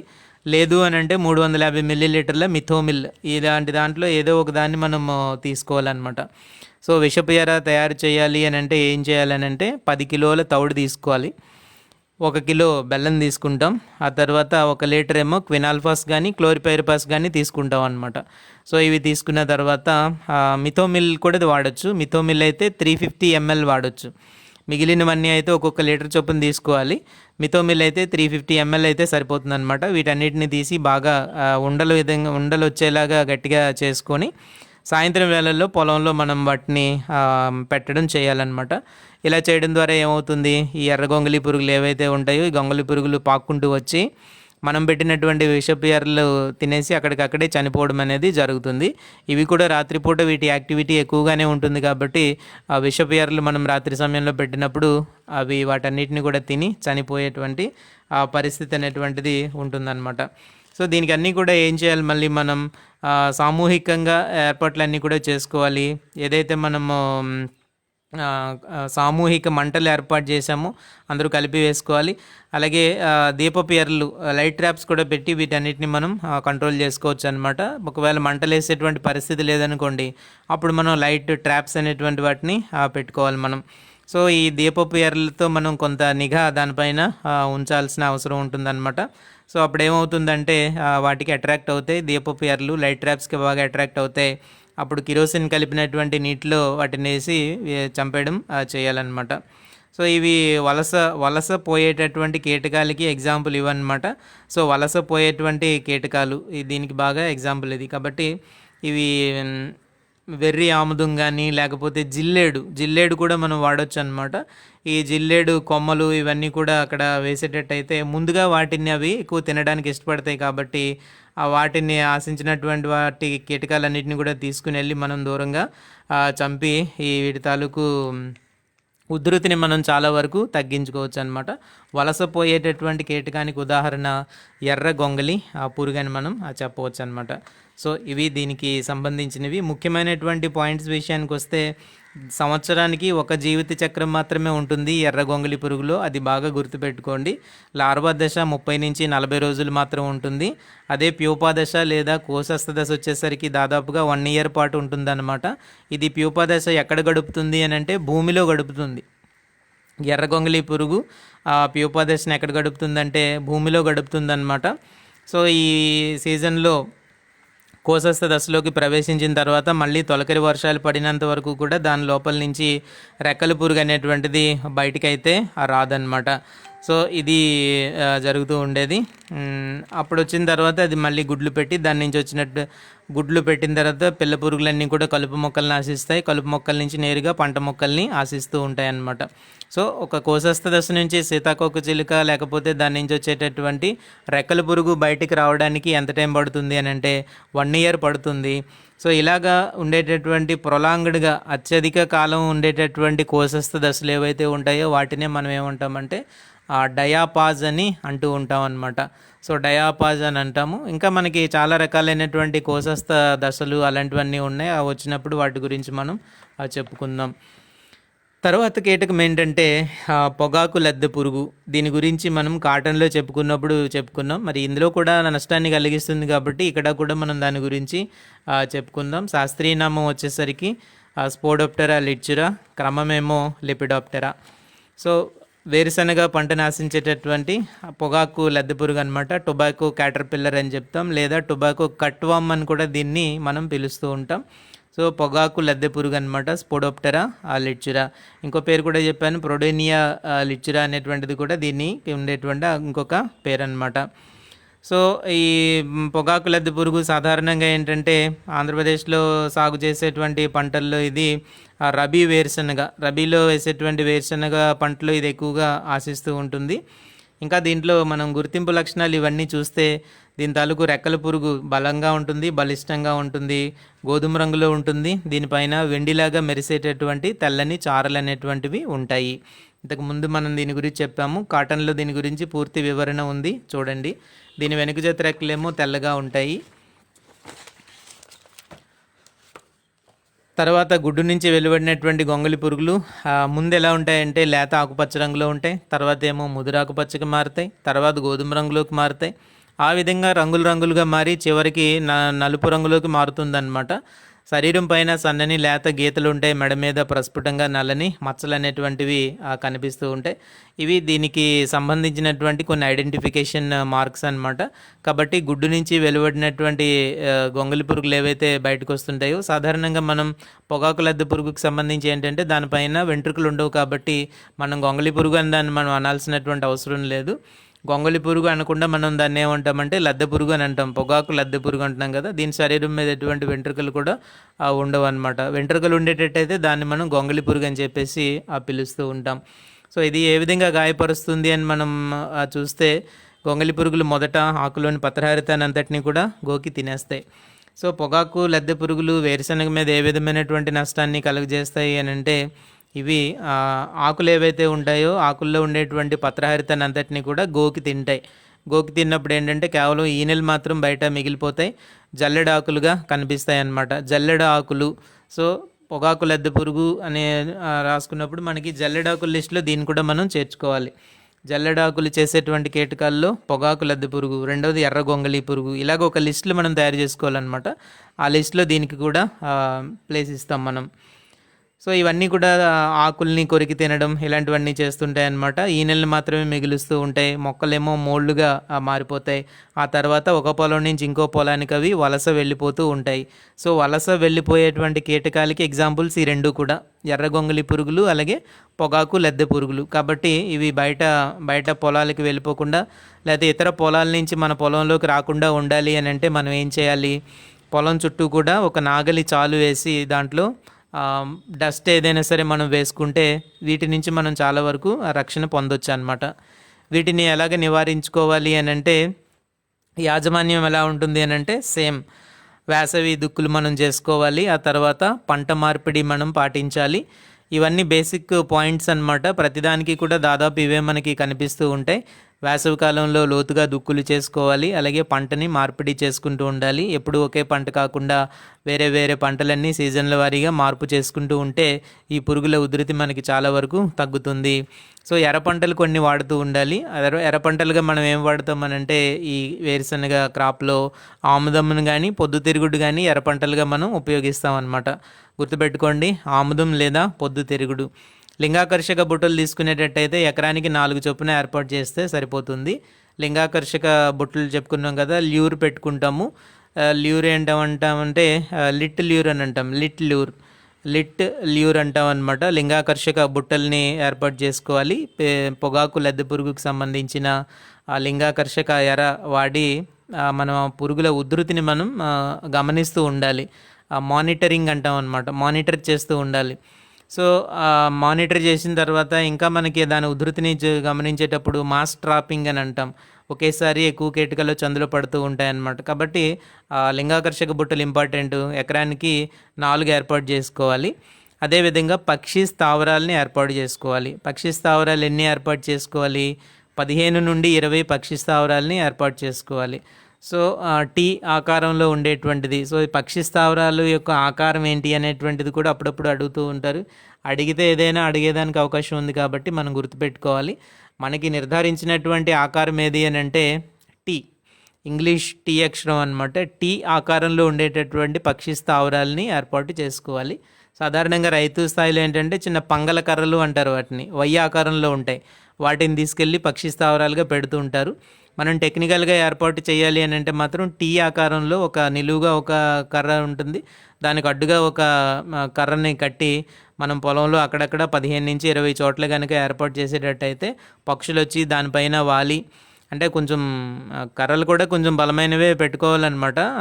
మరీ ఏదైనా పక్షి వాలితే కిందకి వంగిపోయినట్టు పెట్టకుండా మనం కొంచెం బలమైనటువంటి కర్రలు వేసి పెడితే ఆ పక్షులు వచ్చి దానిపైన వాలుతాయి అన్నమాట. వాలిన తర్వాత అక్కడ ఉండేటటువంటి ఈ లార్వా దశలు ఏవైతే ఉంటాయో వాటన్నిటిని కూడా నేరుగా అవి ఏరుకుని తినేస్తూ ఉంటాయి. ఆ విధంగా కూడా చాలా కంట్రోల్ అనేటువంటిది జరుగుతుంది. సో ఈ గుడ్ల సముదాయాలు గమనించిన వెంటనే మనం ఏం చేస్తాం, వేపగింజల కషాయం 5%, ఈ పర్సంటేజ్ మనం గుర్తుపెట్టుకోవాలి. వేపగింజల కషాయం ఎంత శాతం మనము వేయాలి అని అంటే 5% వేపగింజల కషాయాన్ని మనం పిచికారీ చేయాల్సినటువంటి పరిస్థితి ఉంటుంది. ఇలాగ చేయడం ద్వారా ఏమవుతుందన్నమాట, గుడ్డు దశలో గుడ్లు మరియు గుడ్డు తర్వాత నుంచి గుడ్ల నుంచి వచ్చేటటువంటి పిల్ల పురుగులు ఏవైతే ఉంటాయో పిల్ల పురుగులు ఇవన్నీ కూడా సమర్థవంతంగా కంట్రోల్ చేయగలుగుతుంది వేపగింజల కషాయము. ఆ తర్వాత ఏంటంటే ఒక దశకు చేరుకున్న తర్వాత పొగాకు లద్దె పురుగులు లద్దె పురుగు పెరుగుతున్నటువంటి దశల్లో ఇన్స్టార్స్ అని అంటాం అనమాట. మొదటి ఇన్స్టార్ని కంట్రోల్ చేయడం మనం వేపగింజల కషాయంతో చేయొచ్చు చాలా వరకు. అప్పుడే పుట్టినటువంటి గొంగళి పురుగులు లద్దె పురుగుల్ని మనం కొంతవరకు అక్కడ మనం కంట్రోల్ చేయొచ్చు. దశలు మారేటప్పటికి ఏంటంటే వాటికి కొంచెం రెసిస్టెన్స్ అన్నీ కొంచెం పెరుగుతూ ఉంటాయి. కాబట్టి మూడో దశ గొంగళి పురుగులు వచ్చేటప్పటికి ఏంటంటే మనం ఏం చేయాలంటే ఎన్పివి ద్రావణాన్ని మనం ఉపయోగించాలి. స్పోడోప్టెరాకు సంబంధించినటువంటి ఎన్పివి ద్రావణాన్ని మనం ఉపయోగించి ఎకరానికి ఏంటంటే 200 LE అంటే 200 లార్వల్ ఈక్వలెంట్స్ అనమాట. సో ఎన్పివి ద్రావణం యొక్క ప్రమాణం ఏంటి అని అంటే LE అంటాం. LE అంటే అర్థం ఏంటంటే లార్వల్ ఈక్వలెంట్స్ అని అర్థం. సో 200 లార్వాలకు సమానమైనటువంటి ఎన్పివి ద్రావణం. సో ఎన్పివి అని నేరుగా మనం అనకూడదు. సపోజ్ హెలికోవెర్పా అనుకోండి, హెలికోవెర్పా ఆర్మిజెరా ఎన్పివి అని పిలవాలి. అదే స్పోడోప్టెరా అనుకోండి, స్పోడోప్టెరా లిచ్చురాకు సంబంధించిన ఎన్పివి. అది దేనిదని మనం సూచించాల్సినటువంటి అవసరం ఉంటుంది. ఓన్లీ ఎన్పివిని మాత్రమే మనం ఉపయోగించము. అది ఏ లార్వాలకి ఆల్రెడీ ఇంతకు ముందు సోకిందో దాని పేరుతోనే మనం పిలుస్తూ ఉంటాం అన్నమాట. స్పోడోప్టెరాని కంట్రోల్ చేయాలి అని అంటే ఇంతకు ముందు ఆల్రెడీ స్పోడోప్టెరాలకు ఎన్పివిని సోకించి ఏదైతే చనిపోయినటువంటి లార్వాలు ఉన్నాయో వాటిని ఉపయోగించి తయారు చేసేటువంటి ద్రావణాన్ని మనం ఎన్పివి ద్రావణం అని చెప్తున్నాం అనమాట. సో స్పోడోప్టెరా అయితే పొగాకు లద్దె పురుగు లార్వాలకు ఎన్పివి సోకించి దాని నుంచి తయారు చేసినటువంటి ఎన్పివి ద్రావణాన్ని మాత్రమే మళ్ళీ మనం ఉపయోగించడానికి అవకాశం ఉంటుంది. సో హెలికోవెర్పా ఆర్మిజెరాది తీసుకొచ్చి స్పోడోప్టెరాకు మనం ఉపయోగించలేము. కాబట్టి దానికి స్పెసిఫిక్గా ఎన్పివిని తయారు చేసుకుని ఆయా పురుగుల్ని కంట్రోల్ చేయడానికి మనం ఉపయోగించాలి. ఎన్పివి ద్రావణం యొక్క ప్రమాణం ఏంటి అని అంటే లార్వల్ ఈక్వలెంట్స్, LE అనేటువంటి అక్షరంతో సూచిస్తారనమాట. సో 200 లార్వల్ ఈక్వలెంట్స్ 200 లీటర్ల నీటిలో కలుపుకొని ఆ పిచికారీ చేసుకోవాలి. ఏ దశలో లార్వాలకి అని అంటే 3వ దశ, అంటే దాన్నే 3వ ఇన్స్టార్ అంటాం అనమాట. 3వ ఇన్స్టార్కి ఎన్పివిని మనం స్ప్రే చేసుకోవాలి. పెరిగిన గొంగళి పురుగులు నివారించుకోవాలి అని అంటే కొన్ని మందుల్ని మనకి ఏంటంటే అవి ప్రొఫెనోఫాస్ 2 మిల్లీలీటర్స్ కానీ, లేదా థయోడికార్బన్ ఉంటుంది అదైతే 1 గ్రామ్, లేదా నొవాల్యూరాన్ అయితే 1 మిల్లీలీటర్, లుఫెన్యూరాన్ అయితే 1 మిల్లీలీటర్, అలాగే ఎండాక్సీకార్బ్ 1 మిల్లీలీటర్. ఇలాగ చొప్పున ఏదో ఒక మందుని మనం తీసుకొని పిచికారీ చేయాల్సినటువంటి పరిస్థితి ఉంటుంది. ఎప్పుడైనా సరే మందులు పిచికారీ చేయడం అనేటువంటిది చిట్ట చివరి ప్రయత్నంగా మాత్రమే చేయాలి. మిగిలిన అన్ని పద్ధతుల్లోనూ వాటిని కంట్రోల్ చేయడానికి మనం ప్రయత్నించాలి. అన్నిటికన్నా ఇంపార్టెంట్ అయినటువంటి పని ఏంటంటే ఈ ఎదిగినటువంటి లార్వాలు ఏవైతే ఉంటాయో వీటిని నివారించుకోవడానికి మనం ఏం చేయాలంటే విషపు ఎర్రని తయారు చేసుకోవాలి. ఈ పొగాకు లద్దె పురుగుకు సంబంధించినటువంటి లద్దె పురుగులు పగలంతా కూడా పగుళ్ళలో, మొక్కల దగ్గర ఉండేటటువంటి పగుళ్ళలో, లేకపోతే మొక్కల మొదళ్ళ దగ్గర ఉండేటటువంటి ఆ నీడలో, లేకపోతే ఆకుల క్రింది భాగంలో ఉండి సేద తీరుతూ ఉంటాయన్నమాట. వాటికి చల్లని వాతావరణం అనేటువంటిది అవసరం ఉంటుంది. కాబట్టి ఎండగా ఉంటే ఎట్టి పరిస్థితుల్లోనూ బయటికి రావన్నమాట. ఎప్పుడైతే చల్లబడడం ప్రారంభిస్తుందో 5 గంటలు 6 గంటలు సాయంత్రం అయ్యేటప్పటికి మెల్లిగా పొలంలో ఆ పగుళ్ళలో నుంచి మొక్క మొదళ్ళ దగ్గర నుంచి ఇవి బయటకు వచ్చి అప్పుడు వాటి పనిని స్టార్ట్ చేస్తాయి అన్నమాట, తినడం మొదలు పెడతాయి. కాబట్టి మనం వాటిని కంట్రోల్ చేయాలంటే రాత్రిపూట మనం స్ప్రే చేయలేం. కాబట్టి మనం ఏం చేస్తామనంటే విషపు ఎరని తయారు చేస్తాం. విషపు ఎర తయారు చేసేటువంటి విధానం ఇప్పుడే మనము చెప్పుకున్నాం. 10 కిలోల తౌడు తీసుకుంటాం, అలాగే బెల్లం తీసుకుంటాం. ఆ తర్వాత క్లోరిపైరిపాస్ కానీ, క్వినాల్ఫాస్ కానీ, మిథోమిల్ కానీ తీసుకొని వాటితో చిన్న చిన్న ఉండలుగా తయారు చేసుకొని ఆ తర్వాత ఆ ఉండల్ని పొలంలో అక్కడక్కడ కూడా పెడితే ముందుగా బయటకు వచ్చినప్పుడు ఇవి ఆ ఉండలు బెల్లానికి తౌడికి ఉండేటువంటి వాసనకి అవి అట్రాక్ట్ అయ్యి తినడానికి ప్రయత్నం చేసి చనిపోతాయి అన్నమాట. ఇది బ్రీఫ్గా పొగాకు లద్దె పురుగు నివారించుకునేటువంటి విధానాలు యాజమాన్యం బ్రీఫ్గా మనం చెప్పుకున్నాము. కాటన్ చెప్పేటప్పుడు దీనికి సంబంధించిన పూర్తి యాజమాన్య పద్ధతులు అక్కడ మనం చెప్పుకోవడం అనేది జరిగిందనమాట. సో దాన్ని కూడా వీలైతే వినడానికి మీరు ఆ ప్రయత్నం అయితే చేయండి. సో ఇవి మొత్తానికి పొగాకు లద్దె పురుగుకు సంబంధించినటువంటి కొన్ని విషయాలు ఇవి. దీని తాలూకు కోశస్థ దశ ఎక్కడ జరుపుకుంటుంది అనేటువంటిది, ఇప్పుడు ప్రతి కీటకానికి సంబంధించి కోశస్థ దశలు అనేటువంటివి ఎక్కడ జరుపుకుంటాయి ఏంటి అనేటువంటిది మనం గమనిస్తే, ఇది కూడా కోశస్థ దశ ఎక్కడ జరుపుకుంటుందంటే భూమిలోనే మొక్కలకు దగ్గరగా జరుపుకుంటుంది. అదే మనకి ఎర్రగొంగళి పురుగు అయితే బాగా లోతులో జరుపుకుంటూ ఉంటుంది. ఇది మొక్కలకు దగ్గరగా జరుపుకుంటుంది పొగాకు లద్దె పురుగు అనేటువంటిది అనమాట. ఇది దీనికి సంబంధించి ఇంకా కొన్ని పాయింట్స్ ఏంటంటే, వలస పోయేటటువంటి కీటకానికి ఉదాహరణ పొగాకు లద్దె పురుగు అనేటటువంటిది. తర్వాత ఇసుక నేలల్లో ఉండేటట్టయితే ఇసుక నేలల్లో ఈ లార్వాలు ఏం చేస్తాయంటే వేరుశనగ కాయలకు కూడా కన్నాలు చేస్తాయి. అది కూడా చూసుకోండి, ఒకటి రాసుకోండి. ఇసుక నేలల్లో అయితే వేరుశనగ కాయలకు రంధ్రాలు కూడా చేస్తాయి పొగాకు లద్దె పురుగులు. అది కూడా బాగా గుర్తుపెట్టుకోండి, ఇసుక నేలల్లో అయితే మాత్రమే. సో ఈ లింగాకర్షక బుట్టలు మనం పెట్టేటప్పుడు పెడుతూ ఉంటాం కదా, ప్రతి రాత్రి మనం గమనిస్తూ ఉంటే దాంట్లో 100 కంటే ఎక్కువ ఒక వారం రోజుల పాటు కనుక పడ్డాయి అనుకోండి, అప్పుడు మనం ఏం చేయాలని అంటే నివారణ చర్యలు చేపట్టాలి. ప్రతి రాత్రి 100 అంతకంటే ఎక్కువగానే పడుతున్నాయి అనుకోండి, అప్పుడు మనం తప్పనిసరిగా నివారణ చర్యలు అనేటువంటివి చేపట్టాల్సినటువంటి పరిస్థితి ఉంటుందన్నమాట. సో ఇది దీనికి సంబంధించి క్లోరిపైరిపాస్ చేసుకోవచ్చు, మోనోక్రోటోఫాస్ ఇవన్నీ కూడా మనం పిచికారీ చేయొచ్చు. విషపు ఎర్రలను ఉపయోగించి పెద్ద లార్వాలను మనం కంట్రోల్ చేయాల్సినటువంటి పరిస్థితి ఉంటుంది. చెప్పుకున్నాం కదా, 10 కిలోల తౌడు, 1 కిలో బెల్లము, మోనోక్రోటోఫాస్ కానీ, కార్బరిల్ కానీ, క్వినాల్ఫాస్ కానీ, క్లోరిపైరిపాస్ కానీ, మిథోమిల్ కానీ ఇలాంటి రసాయనాలన్నీ కూడా ఉపయోగించి ఉండలు తయారు చేసి మనం అక్కడ పెట్టవలసి ఉంటుంది. ఇదన్నమాట. తర్వాత పెస్ట్, వేరుశనగ పంటను ఆశించేటటువంటి మరొక ముఖ్యమైనటువంటి పెస్ట్ గురించి మనం చెప్పుకుందాం. అదేంటి అని అంటే ఆకుముడత. వేరుశనగ పంటను ఆశించేటువంటి కీటకాల్లో ప్రధానమైనటువంటి ఇంకొక పెస్ట్ ఏంటంటే ఆకుముడత. దీన్నే మనం గ్రౌండ్ నట్, దీన్ని లీఫ్ మైనర్ అని కూడా అంటూ ఉంటారు. ఆకుముడత అని అంటాం అనమాట. ఎప్రోరీమా మోడిసెల్లా దీని పేరు. ఎప్రోరీమా మోడిసెల్లా ఆకుముడత లెపిడాప్టెరాకి సంబంధించింది ఇది. ఈ పురుగు వేరుశనగ పంట మాత్రమే కాకుండా సోయాబీన్ పంటను కూడా ఇది ఎక్కువగా ఆశిస్తూ ఉంటుంది. సో ప్రస్తుతానికైతే మాత్రం వేరుశనగ పంటనే ఎక్కువగా ఆశిస్తూ ఉంటుంది. ఇది ఆంధ్రప్రదేశ్లోనూ ఉంది, అలాగే మన సౌత్ ఇండియాలో అన్ని చోట్ల కూడా ఇది ఎక్కువగా కనిపిస్తూ ఉంటుందన్నమాట. ఆంధ్ర ఇంకా మిగిలినటువంటి దక్షిణ భారతదేశంలో ఉండేటువంటి రాష్ట్రాలన్నింటిలోనూ కూడా అక్కడ పండించేటటువంటి వేరుశనగలో ఇది ప్రధానంగా సమస్యగా అయితే ఉందన్నమాట. దీనికి సంబంధించి మనం ఒకసారి చూద్దాం ఏంటిది, దీని గుర్తింపు లక్షణాలు అనేటువంటివి ఏ విధంగా ఉంటాయి, ఎలాగా ఏంటి అనేటువంటిది ఒకసారి చూస్తే, దీని యొక్క తల్లి పురుగు అంటే రెక్కల పురుగు అనమాట. ఇది కొంచెం చిన్న పరిమాణంలో ఉంటుంది. ఇంతకుముందు చెప్పుకున్నటువంటివేమో కొంచెం పెద్ద పరిమాణంలో ఉంటూ ఉంటాయి, ఇదేమో కొంచెం చిన్న పరిమాణంలో ఉంటుందన్నమాట. దీని రెక్కలైతే మాత్రం బూడిద రంగులో ఉంటాయి.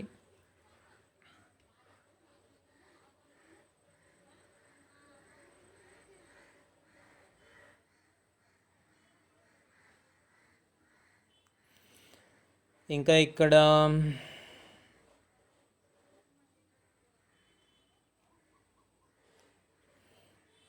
బుజ్జి ఏవో ప్రశ్న అడుగుతుందో కరెక్ట్గా మీరు చెప్పండి. ఇక్కడ సరిగా అర్థం కాలేదు, చెప్తాను తర్వాత. ఇవన్నీ అయిపోయిన తర్వాత లాస్ట్లో మనం చెప్పుకుందాం.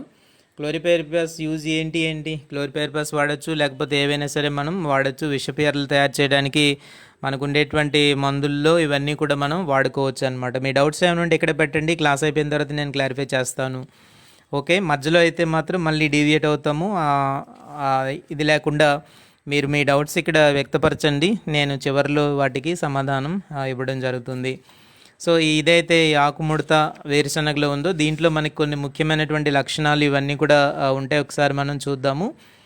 ఈ తల్లి పురుగు చిన్న పరిమాణంలో ఉంటుంది, రెక్కలేమో బూడిద రంగులో ఉంటాయి. ముందు జత రెక్కల చివరి అంచులో ఎలా ఉంటుందంటే ఒక తెల్లని మచ్చ మెరుస్తూ ఉంటుంది.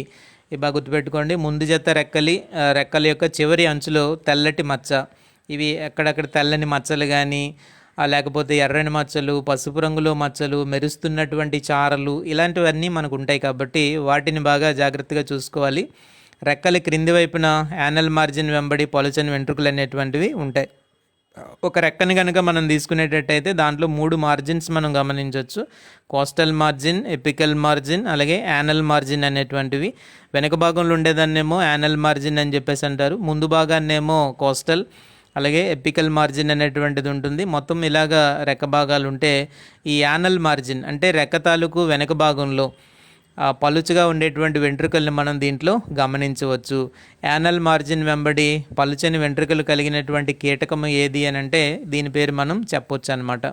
సో ఇది ఏదైతే ఉంటుందో ఈ గొంగలి పురుగు ఆకుపచ్చ రంగులో ఉండి తల గోధుమ రంగులో ఉంటుంది.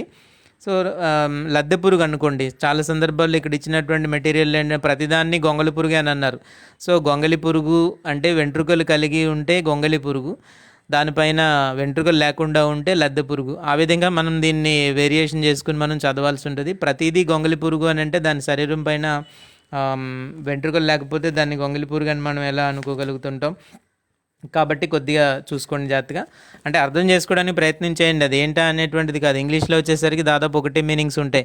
మనం తెలుగులో అర్థం చేసుకోవడానికి నేను ఆ విధంగా మీకు కొంత వేరియేషన్ చూసి చెప్తున్నాను అనమాట. ఇది గాయపరిచే విధానం ఎలా ఉంటుంది, ఏ విధంగా నష్టాన్ని కలిగిస్తుంది అని అంటే గుడ్ల నుంచి బయటకు వచ్చినటువంటి గొంగలి పురుగులు ఏం చేస్తాయంటే ఆకుల మధ్య ఈన వెంబడి, ఇదొక ముఖ్యమైన క్యారెక్టర్ అనమాట.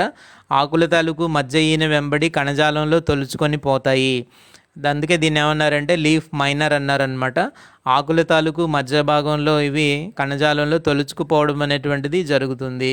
ఈ విధంగా గాయపరచడం వల్ల మధ్య ఈనె వెంబడి తొలిచిన ప్రాంతంలో కొంచెం ఉబ్బినట్టుగా తయారవుతుంది అనమాట. గోధుమ రంగులో ఒక మచ్చ అనేటువంటిది ఏర్పడుతుంది.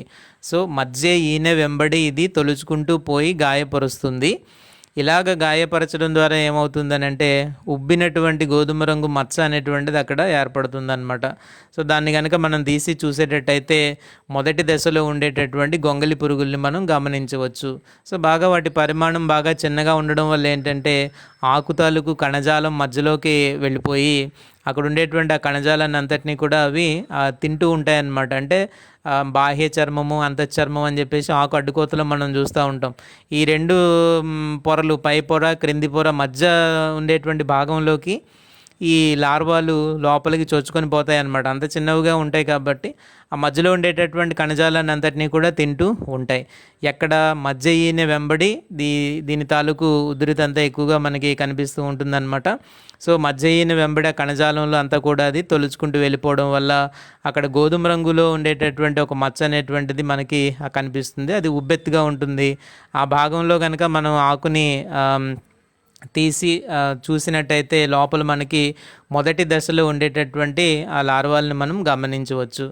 సో ఒక వారం తర్వాత ఈ లార్వాలు ఏంటంటే ఆకుల పొరల నుంచి బయటకు వస్తాయి. తర్వాత ఆకుల్ని మడిచి గూడులాగా చేసుకుంటాయి అన్నమాట. సో బయటకు వచ్చిన తర్వాత లోపల కణజాలాన్ని అంతా తినేసి బయటికి వచ్చిన తర్వాత ఏంటంటే ఆకులను ఒక గూడులాగా చేసుకుంటాయి. సో ఆ గూడులాగా చేసుకుని ఆ లోపలుండి పత్రహారతాన్ని అంతటినీ కూడా గోకి తినడం చేస్తూ ఉంటాయి. సో రెండు రకాలైన యాక్టివిటీ మీరు ఇక్కడ గమనించండి. మొదటి దశలో ఉండేటటువంటి లార్వాలు కణజాలం మధ్యలోకి వెళ్ళి తొలుచుకొని తింటాయి. మైనింగ్ అంటాం అన్నమాట దీన్ని, ఆకు తొలుచు పురుగు అని అంటాం. ఆ దశలు కంప్లీట్ అయిన తర్వాత ఏమవుతుందంటే అదే లార్వా బయటకు వచ్చి వేరుశనగ ఆకులు ఏవైతే ఉంటాయో ఆకుల్ని ఏంటంటే ఒక గూడులాగా చేస్తాయి అన్నమాట బయటకు వచ్చి. సో ఈ విధంగా చేసి ఆ లోపల ఉండేటువంటి పత్రహరితాన్ని అంతటిని కూడా తింటాయి. వెబ్బింగ్ అంటాం జనరల్గా, మనం లీఫ్ వెబ్బర్ అని అంటాం. అలాగే గూడుల్లాగా ఏర్పాటు చేసేస్తూ ఉంటాయి అన్నమాట. సో ఆకు ముడత లేకపోతే ఆకు తొలిచే పురుగు, ఇది సాధారణంగా ఆకు తొలిచే పురుగు అనమాట. ఈ విధంగా అది చేస్తుంది.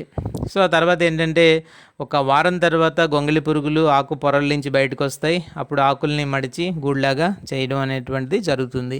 ఇలాగ ఈ కణజాలం మధ్యలో ఎంత కాలం ఉంటాయంటే ఒక వారం రోజుల పాటు ఈ కణజాలాన్ని బాగా తినిన తర్వాత బయటకు వచ్చి ఆకుల్ని గూడుల్లాగా చేసుకుంటాయి. సో ఈ విధంగా గోకి తినడం వల్లే ఆకులు ఎలా ఉంటాయంటే మాడి ఎండిపోతూ ఉంటాయి.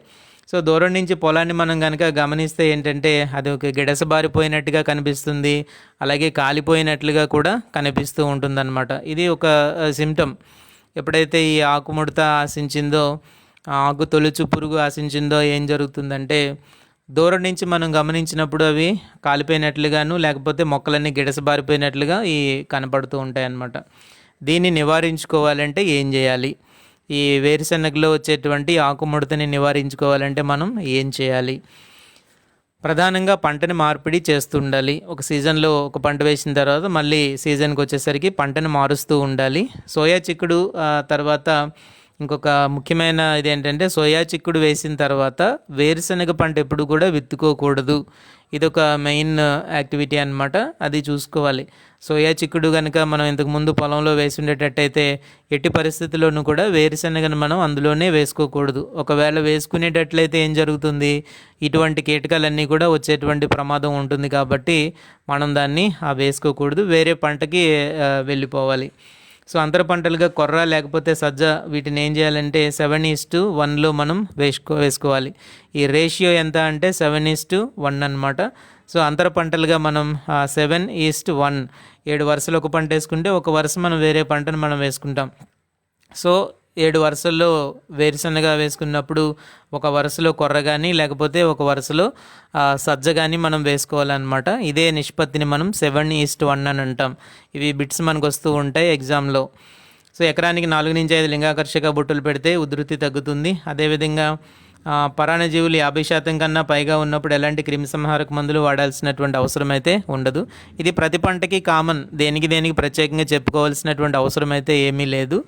ప్రతి పంటకి కూడా ఇది కామన్. ఏంటి, 50% కంటే ఎక్కువగా పరాన్నజీవులు అంటే మనకి మేలు చేసేటువంటి కీటకాలు కనుక 50% కంటే ఎక్కువ ఉండేటప్పుడు ఏ విధమైనటువంటి పురుగు మందులు కానీ మనం స్ప్రే చేయాల్సిన అవసరం లేదు. ఎందుకంటే వాటి పని అవే చూసుకుంటాయి. సో అవి కూడా ఒక రకంగా మనకి కంట్రోల్ చేస్తూ ఉంటాయి. కాబట్టి మనకి పంటకి హాని కలిగించేటువంటి కీటకాలు ఏవైతే ఉంటాయో ఆ కీటకాలనే అవి తినేస్తాయి. కాబట్టి మనం ప్రత్యేకంగా మందులు పిచికారీ చేయాల్సినటువంటి అవసరం ఉండదు. కేవలం వేరుశనగే కాదు, మిగిలినటువంటి పంటలన్నిటిలోనూ కూడా ఈ మిత్ర పురుగుల నిష్పత్తిని మనం గమనించుకొని వాటి ఉధృతి బాగానే ఉంది, ఎక్కువగానే ఉన్నాయి అనుకున్నప్పుడు ఎట్టి పరిస్థితుల్లోనూ కూడా పురుగు మందులు పిచికారీ చేయకూడదు. పురుగు మందులు కనుక పిచికారీ చేస్తే ఏమవుతుంది? మనం ఏ పురుగునైతే కంట్రోల్ చేయాలని స్ప్రే చేసామో ఆ పురుగు చావదు.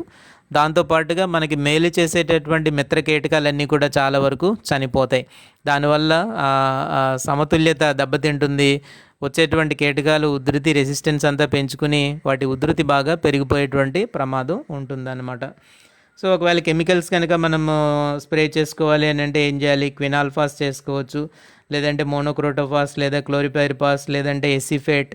ఇందులో ఏదైనా ఒక మందుని మనం తీసుకొని పిచికారీ చేసుకోవాలి. ఇవన్నీ కూడా వాటి డోసేజ్లన్నీ కూడా 2 మిల్లీలీటర్లు, క్వినాల్ఫాస్ 2 మిల్లీలీటర్లు, మోనోక్రోటోఫాస్ అయితే 2 మిల్లీలీటర్లు, క్లోరిపైరిపాస్ కూడా 2 మిల్లీలీటర్లు, ఎసిఫేట్ అయితే కనుక 1.5 గ్రాములు లీటర్ నీటికి తీసుకొని మొక్కలు బాగా తడిచే విధంగా వీటిని పిచికారీ మనం చేయాల్సి ఉంటుందన్నమాట. సో ఈ విధంగా చేయడం ద్వారా మనం ఈ కీటకాలని చాలా వరకు అదుపులో ఉంచుకోవచ్చు. ఇది ఆకు తొలిచే పురుగుకి సంబంధించినటువంటి కొన్ని విషయాలు. ఆకు ముడత అని అంటాము. ఆకు ముడత, దీన్నే మనకి లీఫ్ మైనర్ అని చెప్తున్నారనమాట. అప్రోరిమా మోడిసెల్లా దీని తాలూకు శాస్త్రీయ నామం వచ్చేసరికి లెపిడాప్టరాకి సంబంధించినటువంటి కీటకం అన్నమాట. సో 3 పెస్ట్ల గురించి మనం ఇంతవరకు చెప్పుకోవడం జరిగింది. ఆ తర్వాత మనం ఏంటంటే వేరు పురుగు గురించి చెప్పుకుందాం. 1 minute అదేవిధంగా ఉండండి, just break 1 minute or 30 seconds.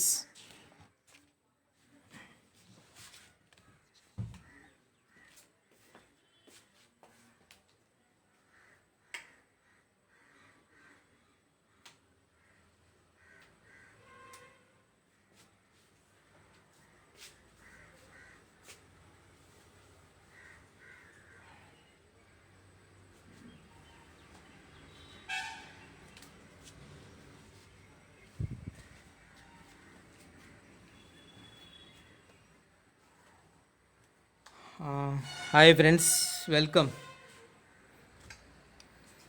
Power cut ఉంది, ఇక్కడ కరెంట్ లేదనమాట. సో అందుకు బ్రేక్ తీసుకున్నా.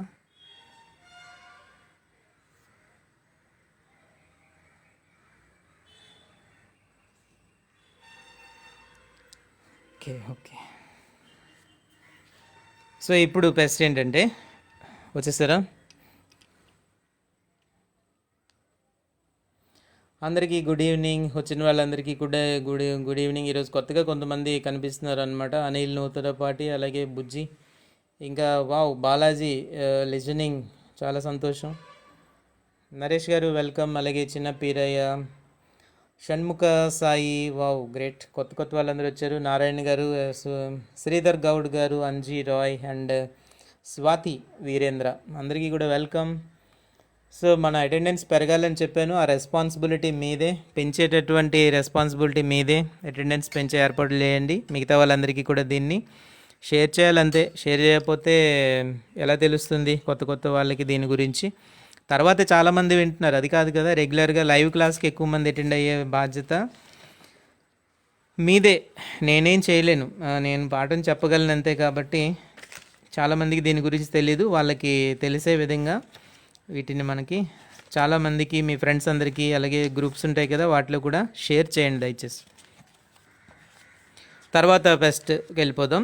తర్వాత పెస్ట్ ఏంటంటే వేరుపురుగు అనమాట. శాస్త్రీయనామం వచ్చేసరికి హోలోట్రికియా కన్సాంగ్వినియా. దీని తలుగు శాస్త్రీయ నామం వచ్చేసరికి హోలోట్రికియా కన్సాంగ్వినియా. హోలోట్రికియా కన్సాంగ్వినియా, దీన్నే వేరుపురుగు అంటారనమాట. దీనికి ఇంకొక పేరు కూడా ఉంది. ఏదైతే హోలోట్రికియా కన్సాంగ్వినియా అనేటువంటి పేరుందో, దీనికి మరొక పేరు కూడా ఉందన్నమాట, లాక్నోస్టెర్నా. ఎక్కడైనా రాసుకుంటే రాసుకోండి, లాక్నోస్టెర్నా కన్సాంగ్వినియా. కొత్త పేర్లు ఏమైనా ఉంటే నేను చెప్తున్నాను, అవి కూడా ఎక్కడైనా అవకాశం ఉంటే రాసుకోవచ్చు. లాక్నోస్టెర్నా కన్సాంగ్వినియా అనేటువంటిది ఒక పేరు అనమాట. హోలోట్రికియా కన్సాంగ్వినియా. చాఫర్ బీటిల్స్ అని వీటిని అంటారనమాట. చాఫర్ బీటిల్స్ అని వీటిని అంటారు.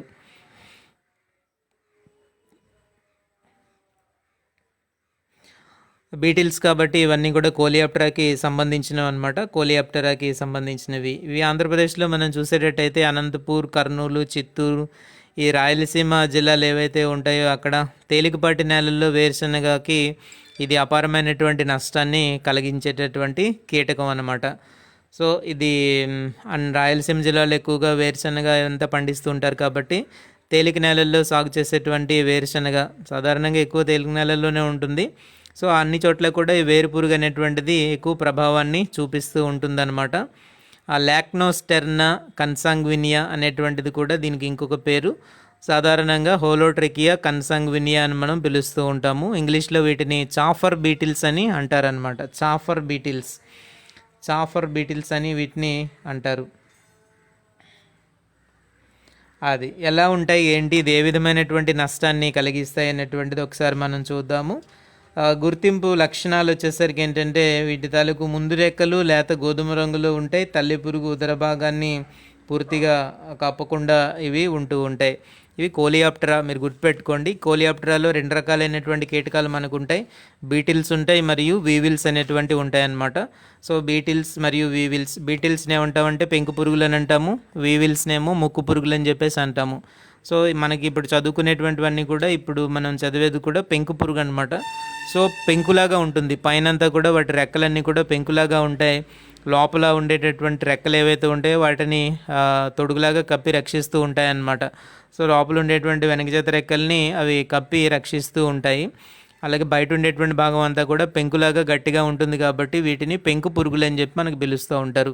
సో ఈ వీటికి సంబంధించిన వాటిలో మనకి చూస్తే ఏంటంటే, ఇప్పుడు ఈ కోలియాప్టరాకి సంబంధించినటువంటి దాని తాలూకు లార్వాలు, వాటిని ఏమంటాము అని అంటే గ్రబ్స్ అని మనం పిలుస్తూ ఉంటాం. గ్రబ్స్ అంటాం అన్నమాట. గుడ్ల నుంచి బయటకు వచ్చినటువంటి వాటిని ఏమని పిలుస్తామంటే గ్రబ్ అని పిలుస్తూ ఉంటాం. సో గ్రబ్స్ అని పిలుస్తాము. ఇలాగే మరొక క్రమంలో కూడా గ్రబ్స్ అని మనం పిలుస్తాం. అదేంటంటే హైమెనాప్టెరా. ఇవి కూడా బిట్స్ అనమాట. హైమెనాప్టెరా కూడా, హైమెనాప్టెరాలో ఉండేటటువంటి పిల్ల పురుగులు లేకపోతే బయటకు వచ్చేటువంటి గుడ్ల నుంచి బయటకు వచ్చేటువంటి పురుగుల్ని ఏమని పిలుస్తామనంటే గ్రబ్స్ అని పిలుస్తూ ఉంటాం. ఒక్కొక్క దాన్ని ఒక్కొక్క రకంగా పిలుస్తాం, బాగా గుర్తుపెట్టుకోండి. కోలియాప్టెరాకు సంబంధించినటువంటి అదేవిధంగా హైమెనాప్టెరాకు సంబంధించినటువంటి వాటిని తొలి దశ లార్వాల్ని మనం ఏమని పిలుస్తామనంటే గ్రబ్స్ అని పిలుస్తూ ఉంటాం. ఇది బాగా గుర్తుపెట్టుకోవాలి. లెపిడాప్టెరాకు సంబంధించి వచ్చేటప్పటికి ఏంటంటే మనం క్యాటర్ పిల్లర్స్ అని ఏ విధంగా అయితే పిలుస్తుంటామో, అదే కోలియాప్టెరాకు వచ్చేసరికి వాటిని గ్రబ్స్ అని పిలుస్తూ ఉంటాం అన్నమాట. ఈ గ్రబ్స్ అనేటువంటివి ఇంగ్లీష్లో ఉండేటటువంటి సి ఆకారంలో ఉంటాయి. సి అనేటువంటి ఆకారంలో ఉంటాయి. ఇది మనకి ఇంపార్టెంట్ అనమాట. దానికి ఉండేటటువంటి ఆకారమే అది సి ఆకారంలోనే ఉంటాయన్నమాట. పెద్దగా మూమెంట్ అనేటువంటిది వీటికి ఏమీ కూడా ఉండదు. మూమెంట్ అనేది పెద్దగా ఏమీ లేకుండా అలా ఉంటూ ఉంటాయి అన్నమాట. సో తల ముదురు గోధుమ రంగులో ఉంటుంది. పురుగులైతే మాత్రం బాగా బలిష్టంగా పెద్దగా మనకి కనిపిస్తూ ఉంటాయి. చూడడానికి కూడా పెద్దగా ఉంటాయన్నమాట. సి ఏ ఆకారంలో ఉంటుందో అలాగా వంకరగా ఉంటాయన్నమాట. ఇవి ఎప్పుడు కూడా అలాగే ఉంటాయి. అంటే నడిచేటప్పుడు మళ్ళీ స్ట్రైట్గా అవుతాయి అలా అనుకోవడానికి లేదు. ఎప్పుడు కూడా అలాగా వంకరగానే సి ఆకారంలో ఉంటాయన్నమాట. సో ఈ ఆకారాలన్నీ కూడా ఒక దగ్గర రాసుకోండి. ఇందాక నేను చెప్పినప్పుడు పక్షి స్థావరాలు ఏ ఆకారంలో పెట్టాలి అని అంటే ఇంగ్లీషు టీ ఆకారంలో పెట్టాలి. అలాగే మనకి ఇక్కడ ఏ ఆకారంలో ఉంటుంది గొంగళి పురుగు అని అంటే సి ఆకారంలో ఉంటుంది. అలాగే మనం కీటకాలకు సంబంధించినటువంటి ఒక శోధన రేఖలు చెప్పుకుంటాం. మనం చెప్పుకునేటప్పుడు కీటకాలకు సంబంధించి మనం తల భాగం గురించి చెప్పుకునేటప్పుడు మిడతలో అక్కడ ఒక శోధన రేఖ గురించి మనం చెప్పుకుంటాం అనమాట. తిరగబడినటువంటి వై ఆకారంలో ఉండేటువంటి శోధన రేఖ అని అంటే అక్కడ కూడా ఒక ఇంగ్లీష్ అక్షరం వచ్చింది. కాబట్టి ఏం చేయాలన్నమాట, మనం ఒక దగ్గర రాసుకునేటప్పుడు ఇంగ్లీష్ అక్షరాలు అని చెప్పి ఒక ఇది మనం స్టార్ట్ చేసుకుని ఇవన్నీ అందులో యాడ్ చేసుకోవచ్చు. కోలియాప్టెరాకు సంబంధించినటువంటి గ్రబ్స్ సి ఆకారంలో ఉంటాయి. అలాగే రెండు కళ్ళ మధ్య విస్తరించినటువంటి ఆ ప్రదేశంలో వెర్టెక్స్ ప్రాంతంలో ఉండేటటువంటి శోధన రేఖలు ఏ విధంగా ఉంటాయి అని అంటే తిరగబడినటువంటి వై ఆకారంలో ఉంటాయి. నెక్స్ట్ పక్షి స్థావరాలు ఏ విధంగా ఉంటాయి, ఇంగ్లీష్లో ఉండేటటువంటి టీ ఆకారంలో ఉంటాయి. ఇలాగ మనం ఒక దగ్గర ఒక 3 పాయింట్స్ రాసుకున్నప్పుడు ఇంకెక్కడన్నా కనుక ఏదైనా అక్షరాలతో కూడింది వచ్చిందనుకోండి, అది అక్కడ మనం ఎంటర్ చేయాలన్నమాట. ఇంకొక అక్షరం గురించి చెప్పనా మీకు. సో దీంట్లో ఉండేటువంటి ఎలకలో ఉండేటటువంటి దంతాలు బి ఆకారంలో ఉంటాయి. ఇంగ్లీష్లో ఉండేటటువంటి బి ఆకారంలో ఉంటాయి. అదొకటి. సో 4 వచ్చేసాయి. ఇక్కడే మీకు చెప్పాలి అని అంటే 4 వచ్చాయన్నమాట. సో ఇది కదా తయారు చేసుకునే పద్ధతి ఏదైనా మెటీరియల్. కాబట్టి ఇంగ్లీష్ అక్షరాలు అని చెప్పి సో తిరగబడినటువంటి బి ఆకారంలో ఉంటాయి ఎలకల తాలూకు దంతాలు. టీ ఆకారంలోనేమో పక్షి స్థావరాలు, గ్రబ్స్ ఏమో సి ఆకారము, ఇలా ఉంటాయన్నమాట. కాబట్టి ఇది మీరు అన్నీ ఒక దగ్గర రాసుకోవడానికి ప్రయత్నం చేయండి. తిరగబడిన వై ఆకారంలోనేమో శోధన రేఖలు అనేటువంటివి ఆ కీటకం యొక్క తల భాగంలో మనకి కనిపిస్తూ ఉంటాయి. ఓకే, ఈ చదివే విధానం నేను చెప్తున్నాను, దయచేసి వినండి. గాయపరిచే విధానం. ఈ వేరు పురుగులు అనేటువంటివి ఏ విధంగా గాయపరుస్తాయి ఏంటి అనేటువంటివి మనం ఒకసారి చూస్తే, తొలకరి వర్షాలు పడిన వెంటనే ఏమవుతుందంటే దీని తాలూకు తల్లి పురుగు లేకపోతే రెక్కల పురుగు ఏదైతే ఉంటుందో అది భూమి నుంచి బయటకు వచ్చి పొలంలో అక్కడే పక్కనే ఉండేటటువంటి వేప, తుమ్మ, మునగ, సుబాబుల్ ఈ చెట్లు ఉంటాయి కదా, చెట్లు గుర్తుపెట్టుకోండి. వేప చెట్లు, తుమ్మ చెట్లు, మునగ చెట్లు, సుబాబుల్ చెట్లు, ఈ చెట్ల తాలూకు ఆకులను తింటూ అవి జీవిస్తూ ఉంటాయి అన్నమాట. సో తొలకరి వర్షాలు పడిన వెంటనే దానికి సంబంధించినటువంటి తల్లి పురుగులేమో వచ్చి ఈ తుమ్మ, మునగ, సుబాబుల్, వేప చెట్ల పైన ఆకులను తింటూ జీవిస్తాయి. బాగా గుర్తు చేసుకోండి, ఆకులను తింటూ జీవించడం అనేటువంటిది జరుగుతూ ఉంటుంది. సో ఆకులను తింటూ ఈ తినే సమయంలోనే వాటి మధ్య సంపర్కం అనేటువంటిది జరుగుతూ ఉంటుంది. మన ఎంటమాలజీలో ఒక దరిద్రం ఏంటంటే ఈ సంపర్కం గురించి అసలు ఎక్కడా మనకి ఉండదన్నమాట. ఏమంటాం మనం, పురుగులు వచ్చాయి, గుడ్లు పెట్టాయి, గుడ్లు పెట్టిన తర్వాత దాని నుంచి పిల్ల పురుగులు బయటకు వచ్చాయి, ఇలాగ చెప్తూ ఉంటాం. సో పురుగులు గుడ్లు పెట్టడం అనేటువంటిది ఊరికే జరగదు. ఏవైతే ఈ కీటకాలు ఉంటాయో, ఈ రెక్కల పురుగులు ఉంటాయో, వాటి మధ్య సంపర్కం జరిగిన తర్వాత మాత్రమే అవి గుడ్లు పెడుతూ ఉంటాయన్నమాట. మనం లింగాకర్షక బుట్టలు వాడతామండి. లింగాకర్షక బుట్టలు వాడినందువల్ల ఏం జరుగుతుంది, మగ రెక్కల పురుగులన్నీ కూడా వచ్చి అందులో పడుతూ ఉంటాయి. దానివల్ల ఏంటి, సంపర్కం జరగడానికి అవరోధాన్ని మనం కల్పిస్తున్నాం అన్నమాట. సో ఆడ పురుగులు ఏవైతే ఉంటాయో వాటికి మధ్య సంపర్కం జరగకుండా మన మగ పురుగులన్నింటినీ కూడా అట్రాక్ట్ చేసేస్తున్నాం. అందువల్ల పాపులేషన్ అనేటువంటిది తగ్గుతుంది. సో అసలు విషయాలు చెప్పకుండా అంతా డొంక తిరుగుడుగా మనకి ఉంటుంది కొంత చోట్ల. కాబట్టి ఏంటన్నమాట ఇక్కడ మనం అర్థం చేసుకోవాల్సింది, ఈ చెట్లు ఉన్నాయి కదా, వేప చెట్లు, అలాగే తుమ్మ చెట్లు, మునగ చెట్లు, సుబాబుల్, అలాగే రేగు చెట్లు కూడా యాడ్ చేసుకోవాలి. వీటి మీద వచ్చి ఇది ఆకులను తినేటటువంటి సమయంలోనే వాటి మధ్య సంపర్కం అనేటువంటిది జరుగుతూ ఉంటుంది.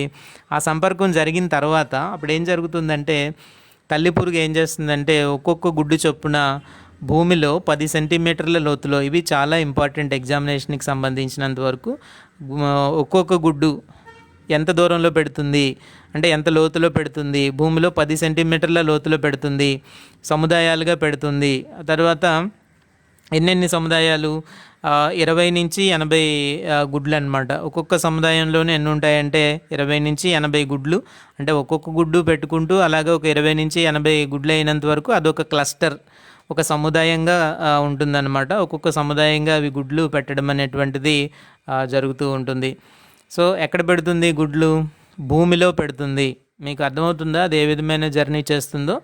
సో తొలకరి వర్షాలు పడిన వెంటనే తల్లి పురుగు అనేటువంటిది బయటకు వచ్చి ఎక్కడి నుంచి బయటకు వస్తుంది? భూమిలో నుంచి బయటకు వస్తుంది. భూమిలో నుంచి బయటకు వచ్చి వేప, తుమ్మ, మునగ, సుబాబుల్, రేగు ఇలాంటి చెట్లపైన చేరి అక్కడ ఆకులను తింటూ జీవితాన్ని గడుపుతుంది. సో ఆకులను తింటూ జీవితాన్ని గడిపేటటువంటి సమయంలోనే వాటికి సంపర్కం జరుగుతుంది వీటితోటి. ఎప్పుడైతే సంపర్కం జరిగిన తర్వాత అది గుడ్లు పెడుతుంది అనమాట. గుడ్లు ఎక్కడ పెడుతుంది? మళ్ళీ చెట్టు మీద నుంచి అది కిందకి దిగి భూమిలో గుడ్లు పెడుతుంది. భూమిలో నుంచి బయటకు వచ్చింది, చెట్ల మీదకి వెళ్ళింది, చెట్ల మీద నుంచి మళ్ళీ భూమిలోకే వచ్చి గుడ్లు పెడడం చేస్తుంది అనమాట. సో 10 సెంటీమీటర్ల లోతులో గుడ్లు పెడుతుంది. దాదాపు 20 నుంచి, ఒక క్లస్టర్లు ఎన్ని ఉంటాయంటే 20 నుంచి 80 గుడ్లు అనేటువంటివి ఉంటాయన్నమాట. ఈ గుడ్ల నుంచి అప్పుడు ఏమవుతుందంటే కొన్ని గొంగలి పురుగులు బయటకు వస్తాయి అని చెప్తున్నారు. సో తెల్లని గొంగలి పురుగులు బయటకు వస్తాయి, పిల్ల పురుగులు బయటకు వస్తాయి. గొంగలి పురుగులు కాదు, ఈ మెటీరియల్ తయారు చేసినటువంటి వాళ్ళు ప్రతి దగ్గర కూడా గొంగలి పురుగు అని పెట్టేశారనమాట. అంటే అత్యుత్సాహంతో చేస్తూ ఉంటారు చాలా సందర్భాల్లో. ఏది గొంగలి పురుగు, ఏది లద్దె పురుగు అనేటువంటిది కూడా ఆలోచించకుండా గుడ్డు నుంచి వచ్చేది ప్రతిదాన్ని కూడా గొంగలి పురుగు అని అంటే ఎలాగవుతుంది? అక్కడ కంటెంట్ దెబ్బతింటుంది కదా. మనకి తెలుస్తూ ఉంటుంది, చెప్పేటువంటి వాడే తెలుస్తూ ఉంటుంది. స్టూడెంట్స్కి చదువుకునేటప్పుడు ఇబ్బంది కలుగుతుంది కదా. ప్రతిదాన్ని గొంగలి పురుగు అని అనడమే విచిత్రం ఈ మెటీరియల్లో. పాత ఇంతకు ముందు ఉండేటువంటి దాంట్లోనైతే ఈ విధమైనటువంటిది లేదు. ఇది కరెక్షన్ చేసి తప్పులన్నీ చేసి ఇచ్చారనమాట. దీంట్లో ప్రతిదాన్ని కూడా గొంగలి పురుగు, తెల్లని పురుగులు, పిల్ల పురుగులు బయటకు వస్తాయి అని అంటే సరిపోతుంది అనమాట. తెల్లని గొంగలి పురుగులు ఎందుకు అవుతాయి? ఎప్పుడైనా వెంట్రుకలు ఉండే వాటినే మనం గొంగలి పురుగులని మనం పిలుస్తూ ఉంటాం. సో అర్థం చేసుకోండి, ఏదైతే గుడ్లు ఉన్నాయో వీటి నుంచి తెల్లని పిల్ల పురుగులు, ఒకవేళ మీ దగ్గర మెటీరియల్ ఉండేటట్టయితే దాన్ని కరెక్షన్ చేసుకోండి. గొంగలి పురుగు అనేటువంటి మాట అంతా ఎక్కడికక్కడ కట్ చేసేసి పిల్ల పురుగులు లేకపోతే లార్వాలు అని పెట్టుకోండి దయచేసి, మనకు అర్థమవుతుంది. లేకపోతే ప్రతిదీ గొంగలి పురుగు అని అంటే ఏది గొంగలి పురుగో లద్దె పురుగో ఏంటో మనకి తెలియదు అనమాట. మొదట భూమిలోని సేంద్రియ పదార్థాన్ని తింటూ జీవిస్తుంది. ఈ తెల్లటి పిల్ల పురుగులు ఏవైతే ఉంటాయో ఇవి ఏం చేస్తుంటాయి అన్నమాట, భూమిలో ఉండేటువంటి సేంద్రియ పదార్థాన్ని ముందుగా తింటాయి. తర్వాత భూమిలో ఉండేటటువంటి వేర్ల తాలూకు బొడిపెలు, వేర్లపైన మరియు ఒక్కొక్కసారి కాండాన్ని తొలిచి తింటూ పంటని నష్టం చేస్తూ ఉంటాయన్నమాట. సో వేరు పురుగులు కదా ఇవి, దయచేసి మీరు గుర్తుపెట్టుకోండి. వేరు పురుగులు అనేటువంటివి ఎక్కడ ఉంటాయి? భూమిలో ఉంటాయి. కాబట్టి అక్కడ ఉండేటువంటి సేంద్రియ పదార్థాన్ని ముందు తిని జీవిస్తూ ఉంటాయి. తర్వాత భూమిలోనే ఏంటంటే వేర్ల బొడిపెలు, వేర్లకు దగ్గరగా ఉంటాయి కాబట్టి ఆ వేర్ల బొడిపెలు, అలాగే వేర్ల పైన మరియు ఒక్కొక్కసారి కాండాన్ని కూడా తినేసి పంటని నష్టపరుస్తూ ఉంటాయన్నమాట. సో ఈ పిల్ల పురుగులు ఎలా ఉంటాయి అని అంటే, గుడ్ల నుంచి బయటకు వచ్చినటువంటి పిల్ల పురుగులు తెల్లగా ఉంటాయి. అది బాగా గుర్తుపెట్టుకోండి, తెల్లగా గాజులాగా ఉంటాయి. తెల్లని గాజు వంటి పిల్ల పురుగులు, అది అండర్లైన్ చేసుకోవాలి. లేదా మీకు అక్కడ పాయింట్ లేకపోతే మెటీరియల్లో మీరు యాడ్ చేసుకోవాలి. తెల్లని గాజు వంటి పిల్ల పురుగులు, అది బాగా గుర్తుపెట్టుకోవాలి. గాజు వలె ఉంటాయి, తెల్లని గాజు వంటి పిల్ల పురుగులు. ఎగ్జామ్లో అయితే మాత్రం కరెక్ట్గానే అడుగుతుంటారు మళ్ళీ. ఈ మెటీరియల్లో మాత్రం సరిగ్గా రాయరనమాట. గాజు లాంటి పిల్ల పురుగులు బయటకు వస్తాయి. ఎన్ని రోజులు పడుతుంది అని అంటే ఒక 9 నుంచి 11 రోజులు పడుతుంది అనమాట. అరౌండ్ 9 నుంచి 11 రోజులు పడుతూ ఉంది అలాగ బయటికి రావడానికి. సో భూమిలో ఉండేటటువంటి సేంద్రియ పదార్థాన్ని తింటే ఆ తర్వాత వేళ్ళు తినడం అనేటువంటిది అవుతుందన్నమాట. సో బాగా పెరుగుతున్నటువంటి లార్వా దశలో అది ఎంత బరువు ఉంటుంది తెలుసా? దాదాపు 3 నుంచి 4 గ్రాములు బరువు ఉంటుంది. చూడండి దాన్ని బట్టి అది ఎంత బలిష్టంగా ఉంటుందనేది చూడండి. 3 నుంచి 4 గ్రాముల బరువు ఉంటుంది ఈ పురుగు కోసస్థ దశ. తర్వాత ఏమవుతూ ఉంటుంది, ఆ తర్వాత ఇవి కోసస్థ దశకి చేరుకోవాలి కదా. ఎప్పుడైతే ఇవి భూమిలో ఉండేటువంటి వేర్ల బొడిపెలు, వేర్లు ఇవన్నిటినీ కూడా తింటూ కాలాన్ని గడుపుతున్న తర్వాత కోసస్థ దశలోనికి ప్రవేశిస్తాయన్నమాట. ఎంత లోతులో అని అంటే ఏంటంటే భూమిలో దాదాపు 40 నుంచి 70 సెంటీమీటర్ల లోతులో భూమిలో ఇవి కోసస్థ దశలోకి ప్రవేశం చేస్తూ ఉంటాయి అన్నమాట. భూమిలో ఉండి ఆ తర్వాత పెద్ద పురుగుగా మారి సో నెక్స్ట్ వచ్చేటటువంటి వర్షాకాలం వరకు కూడా, అంటే ఇది కూడా దాదాపు 1 ఇయర్ అనమాట. ఇది కూడా సంవత్సరానికి ఒక తరమే ఉత్పత్తి అవుతూ ఉంటుంది, ఒక తరమే ఉంటుంది ఇది. సో అదనమాట పరిస్థితి. ఈ పురుగు ఆశించడం వల్ల ఏంటంటే పంట బాగా ఎండిపోతుంది. ఆ పీకి చూస్తే మనం మొక్కను పీకి చూస్తే మనకి క్లియర్గా తెలుస్తుంది అనమాట. సో ఇది భూమిలో ఎక్కువ దూరం ప్రయాణం అయితే చేయలేదు కనుక పక్కన ఉండేటువంటి మొక్కల్ని అలాగలాగా నష్టపరుస్తూ ఉంటుంటుంది అనమాట. అంతే తప్ప అది ఎక్కువ దూరం అయితే ప్రయాణం అయితే చేయలేదు. సో ఇది నష్టం చేసినప్పుడు దూరం నుంచి కనుక మనం ఈ వేరుశనగ వీటిని మనము గమనించినప్పుడు ఏమవుతుంటుందంటే మొక్కలు సముదాయాలుగా, అంటే చిన్న చిన్న ప్యాచ్లుగా అనమాట, బిళ్ళలుగా అని అన్నారు. సో ప్యాచ్ల వైజ్గా ఇది మొక్కల్ని చనిపోవడాన్ని మనం గమనిస్తూ ఉండవచ్చు. సో ఇది కలిగించేటటువంటి నష్టం ఈ విధంగా ఉంటుందన్నమాట. సో కోసస్థ దశలోకి వెళ్ళిపోతుంది. భూమిలో కోసస్థ దశలోకి వెళ్ళిపోయి దాదాపు 1 ఇయర్ తర్వాత మాత్రమే అది మళ్ళీ ఆ భూమిలో నుంచి బయటికి రెక్కల పురుగు అనేటువంటిది వస్తుందన్నమాట. సో దీంట్లో మీరు గమనించండి, ఎర్ర గొంగళి పురుగు అది కూడా అలాగే జరుగుతుంది. వేరు పురుగుకి వచ్చేటప్పటికి అది కూడా అదే విధంగా జరుగుతుందన్నమాట. సో 1 ఇయర్ పాటు జీవిత చక్రం కంప్లీట్ అవ్వాలంటే ఎంత అవుతుంది, దానికి 1 ఇయర్ అవుతుంది. ఇది మనము బాగా గుర్తుపెట్టుకోవాలి. సో సముదాయాలుగాను లేకపోతే సమూహాలుగాను ఇది నష్టపరుస్తూ ఉంటుందన్నమాట. గుంపులుగా మొక్కలు చనిపోవడాన్ని మనం గమనిస్తూ ఉంటాం. దీన్ని ఏ విధంగా నివారించుకోవాలి, ఏదైతే వేరు పురుగులు ఉన్నాయో ఈ వేరు పురుగుల్ని మనం ఏ విధంగా నివారణ చేసుకోవాలి. సేమ్ వేసవిలో దుక్కులు చేయాలి, ఎందుకంటే దీని తాలూకు కోసస్థ దశలు భూమిలోనే ఉంటాయి కాబట్టి వేసవిలో కనుక మనం దుక్కి చేస్తే ఆ కోసస్థ దశలు బయటపడి ఎండకి పక్షుల బారిన పడి చనిపోతాయి. ఎందుకంటే పక్షులు వాటిని చాలా ఇష్టంగా ఏరుకుని మరీ తింటూ ఉంటాయి అన్నమాట. సో దీంతో సంబంధించినటువంటి తల్లి పురుగులు కాంతికి బాగా అట్రాక్ట్ అవుతూ ఉంటాయి కాబట్టి ఈ లైట్ ట్రాప్స్ అనేటువంటి పొలంలో అరేంజ్మెంట్ చేయాలి. సో లైట్ ట్రాప్స్ కనుక పెడితే చాలా వరకు తల్లి పురుగులు వచ్చి లైట్కి అట్రాక్ట్ అవుతూ ఉంటాయి. కిందన ఒక కిరోసిన్తో కానీ దేంతోనైనా ట్రాప్ మనం అరేంజ్ చేసేటట్టయితే అందులో పడి చనిపోవడం అనేటువంటిది జరుగుతూ ఉంటుంది. సో విత్తనాలని శుద్ధి చేయాలి. క్లోరిపైరిపాస్ 10 mlతో 1 kg విత్తనానికి పట్టించి విత్తనాలని శుద్ధి చేయాలి. ఇదొక ఇంపార్టెంట్ అయినటువంటి విషయం అన్నమాట. మనం సాధారణంగా విత్తన శుద్ధి ఎప్పుడూ కూడా ఏం చేస్తుంటాం, శిలీంద్ర నాశినులతో చేస్తూ ఉంటాం. థైరమ్తో కానీ, క్యాప్టాన్తో కానీ, కార్బండిజంతో కానీ వీటన్నిటితోనూ చేస్తూ ఉంటాం. అలాగే పత్తి పంట విషయానికి వచ్చేసరికి అక్కడ దేంతో చేస్తూ ఉంటాం. ఇమిడాక్లోప్రిడ్తో విత్తనాలని శుద్ధి చేస్తూ ఉంటాం. అలాగే మిరప పంటలోకి వచ్చేసరికి ఏం చేస్తూ ఉంటాం, వైరస్ తెగుళ్ళని నివారించుకోవడానికి ట్రైసోడియం ఆర్థోపాస్పేట్ అనేటువంటి దాంతో మనం విత్తనాలని శుద్ధి చేస్తూ ఉంటాం. ఇవన్నీ ఇంతవరకు మనము విత్తన శుద్ధి చేసినటువంటి విధానాలు అన్నమాట. ఇమిడాక్లోప్రిడ్ ఎక్కువగా వాడుతుంటాం రసం పీల్చే పురుగులను నివారించుకోవడానికి. ఇమిడాక్లోప్రిడ్ పత్తి పంటలు ఎక్కువగా మనం ఉపయోగిస్తూ ఉంటాం అనమాట. పత్తి విత్తనాలని విత్తన శుద్ధి చేయడానికి మనం వాడుతూ ఉంటాం. అంతే తప్ప మిగిలినటువంటి పంటల్లో మిగిలినటువంటి కీటక నాశినులను ఉపయోగించి విత్తనాలని శుద్ధి చేయడం అనేటువంటిది మనం గమనించాం. కానీ వేరుశనగ పంటకు వచ్చేసరికి క్లోరిపైరిపాస్తో మనం విత్తనాలని శుద్ధి చేస్తాం అన్నమాట. సో క్లోరిపైరిపాస్తో విత్తనాలని శుద్ధి చేసేటువంటి విధానము ఏ పంటలో అంటే వేరుశనగ పంటలో. ఏ కీటకాలని అదుపు చేయడానికి అని అంటే వేరు పురుగుల్ని అదుపు చేయడానికి మనం దీన్ని చేస్తూ ఉంటాం అన్నమాట. సో క్లోరిపైరిపాస్ ఏం చేయాలి, 10 ml 1 కిలో విత్తనానికి చొప్పున మనం తీసుకొని ఆ విత్తనానికి బాగా పట్టించాలన్నమాట. పట్టించిన తర్వాత దానివల్ల ఏంటి మనకి లాభం ఏంటంటే 30 రోజుల వరకు కూడా పురుగు పంటపై నాశించకుండా దీన్ని కాపాడుకోవచ్చు. 30 days. ఇప్పుడు మనం వేరుశనగ గింజలు ఉంటాయి కదా, వాటిని మనం విత్తనాలని శుద్ధి చేసి క్లోరిపైరిపాస్లో విత్తనాన్ని శుద్ధి చేసిన తర్వాత తీసుకెళ్ళి పొలంలో మనం నాటుకున్న తర్వాత ఏం జరుగుతుందంటే అది ఇమీడియట్ ప్రొటెక్షన్ అనేటువంటిది ఇస్తుంది అనమాట.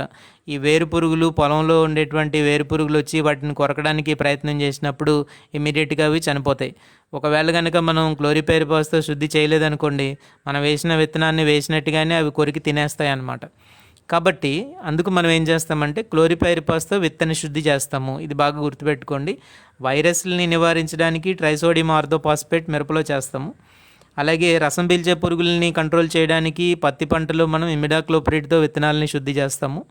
అదే వేరుశనగలోకి వచ్చేసరికి క్లోరిపైరిపాస్తో మనం విత్తనాలని శుద్ధి చేస్తాము. ఎందుకు చేస్తామనంటే వేరు పురుగుల్ని నివారించడానికి, లేకపోతే వేరు పురుగుల యొక్క కలిగించేటువంటి నష్టాన్ని నివారించడానికి మనం ఈ విధంగా చేస్తామన్నమాట.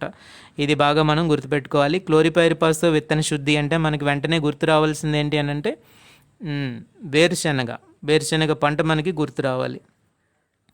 ఇంకా మనం గమనించేటట్టయితే ఇంకా దీని తాలూకు పురుగుని మనం గమనిస్తే పంట మీదే కార్బోఫ్యూరాన్ 3G గుళికలు వేసుకోవాలి.